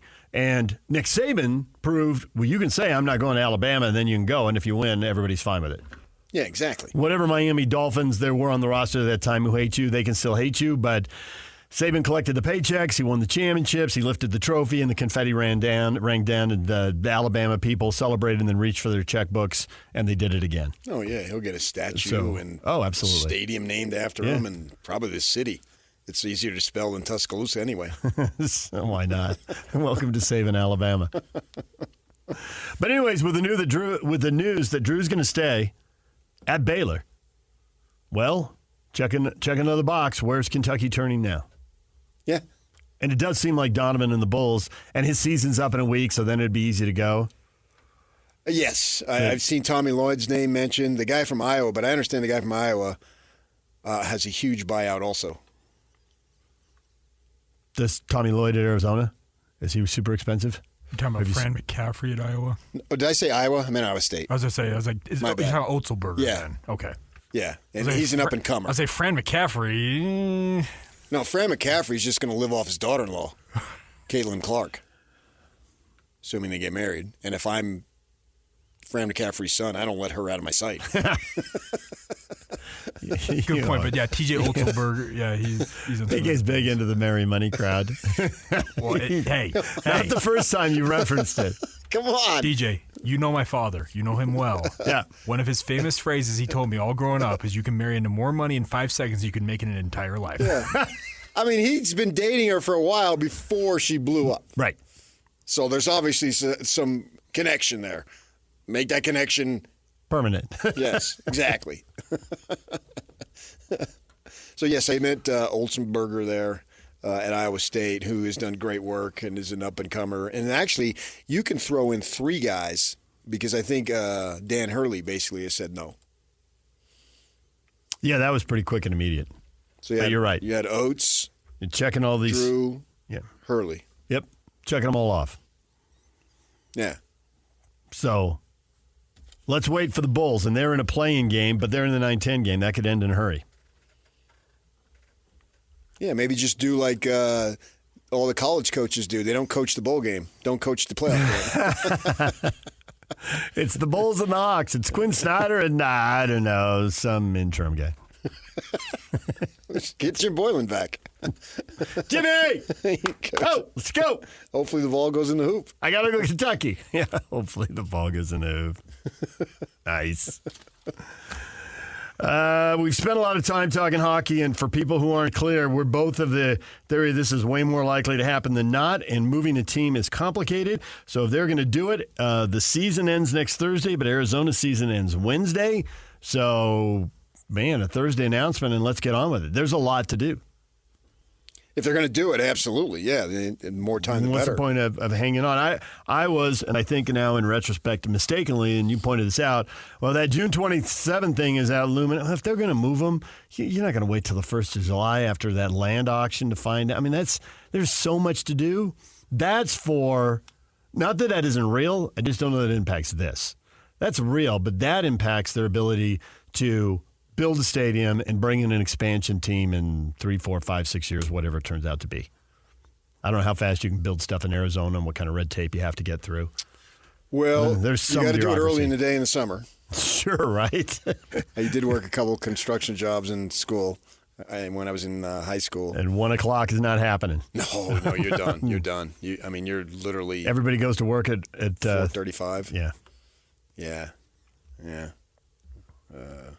Which cut into the social life, but you needed the money. Boy, so I'm fired up. I texted somebody high up in the Smith Entertainment group, and I said, I want the job of driving the Zamboni. Nice. When they redid the arena, did they keep the Zamboni, or did that space get repurposed? Well, I haven't looked. I've walked right by there. I know where it used to be. He can buy one. He can. Got to have somewhere to park it, though. Well, they've also had that. They had the Golden Eagles hockey locker room that was huge that the Bulls were in during the finals. Yeah, and they bring in exhibition hockey. They've had the every annual thing. So what do they call They that? got something. They have a name for it, don't they? I had it on. They do. Yeah. They do have something. Frozen Fury? Frozen Fury. Yes, that's what it is. I was going to Plus, say. they do Disney on Ice and stuff. It's got to be a Zamboni kicking around there somewhere. Yeah. And I just went on Twitter, X, and man, everybody and their dog, as far as backup plans for Kentucky, has Pope on the list now. If you didn't before, you have it now. You do now. A lot of Bruce Pearls. Yes. Bruce, I can imagine that Bruce would be on the list. I once worked out with him in the Santa Clara Marriott. Great. You and your brushes with greatness, man. I think he was coaching in Wisconsin, small school. Oh, really? And I think it was the Cable Car Classic or something. Yeah, they had a Cable Car Classic at Santa Clara. Yeah. Yeah, Santa Clara. And I think, was BYU in it maybe? Probably. And so I was up there working for the Watchdog and went down to the hotel gym, and Bruce and I were just chatting up. Long time ago. Well, he's been at Tennessee and he's been at Auburn, so he knows the SEC forward and backwards. It makes a lot of sense. He's won. Now he's got to win bigger at Kentucky, but everybody has to. I guess that's a challenge for everyone. There's nobody. That doesn't change, yeah. Right. There's nobody with a national title who's going there, right? I mean, Drew won at Baylor and he's not going. That's old man Patino went back. Doesn't seem like that would happen. No. That would be something. Yeah. But it doesn't seem like that'll happen. Right. Unless they brought, how about this? Get Big Rick, and obviously he's 71, and so he doesn't have a long term, but then bring Richard as coach in waiting. Oh, I see what you're doing there. New Mexico had a nice season in the Mountain West. That wouldn't you be could so sell bad. that. Yeah. Yeah. Right. Something to think about. The Patinos, father and son combo. Yeah. We talked a little NFL this morning. Just keep, before you go with that, just keep Big Rick out of Italian restaurants. Clearly good advice right there. Just away from the spaghetti and meatballs. Packers and Eagles, Sao Paulo, Brazil. Week 1 of the NFL season, Friday, September 6th, as the NFL continues to go global. 17-game season. We're going to the point where everybody's going to play an international game. You're going to have 8 home, 8 away, and 1 overseas. That's where this is trending. And I think that within the next week or two, the NFL will announce the relocation of Jacksonville to Salt Lake City. No. You don't like Jacksonville? No, Trevor Lawrence? They're not going to do that. That wasn't what you said. That wasn't the question. Don't change the question. They're not relocating an NFL team here. Why not? We're suddenly the hot market. Come one, come all. Come on down. Aerosmith is going to be here. Not happening. Dang. DJ and PK, when we come back, your feedback next. Talking Jazz and talking hockey. Stay with us. And it's all over almost here. Don't go nowhere. DJ and PK, it's 97.5 The Zone. So many questions this morning. An expansion NHL team or the Arizona Yotes? What is your preference? Utah Ute says expansion all the way. There's a reason expansion teams get natties right off the bat, like the Lightning, the Knights, etc. What's the reason? Because they think the expansion process has been pretty favorable to NHL teams as far as getting talent, as opposed to bringing in a team that's already got a roster. So how do you know this is the same thing? You don't. I don't think you do know that. I think you're just rolling the dice and the fans are playing the odds and like, well, I saw expansion. It worked pretty well in Seattle. It worked great in Las Vegas. Let's do that. Okay, but you're right. It doesn't necessarily mean it'll work out the same way. Yeah, and we're not going down that road. Taylor says, I'd rather take the Yotes and have the NHL never expand beyond 32. What do you care? That's just Taylor cares, I guess. Taylor likes symmetry. 32, 8 divisions of 4, 4 divisions of 8. It works for lots of leagues. In the NHL, they do the 4 divisions of 8. Who cares? Calvi just wants to see hockey. If both roads lead to the same destination at the same time, does it matter which road you take? Well, that's what I've been saying. Tyler says, at first I was team expansion, but I've changed to taking on the Yotes, knowing they got a ton of salary cap space next season, good draft capital, and a few young players who could be really good. Hire a good GM, the team could be pretty good next season. Well, you would have unlimited draft capital on an expansion. Exactly. You'd have the maximum. Well, actually, maybe they have more, because expansion, you'd be given one in every round, and Arizona has, in previous moves, which we didn't follow, has piled up multiple picks, because I think isn't it 2 in the first round and 2 in the second? Yeah. Carbon Ute. It depends on how much money the broke billionaire is going to steal. I don't think he stole it. Went to the government. Your elected representatives had a vote, and he got his deal. He ain't going to steal it. It's like Bonnie and Clyde. He spun the hat around, pulled it low over his eyes, and dodged through the shadows. Been watching too many detective shows. Yeah.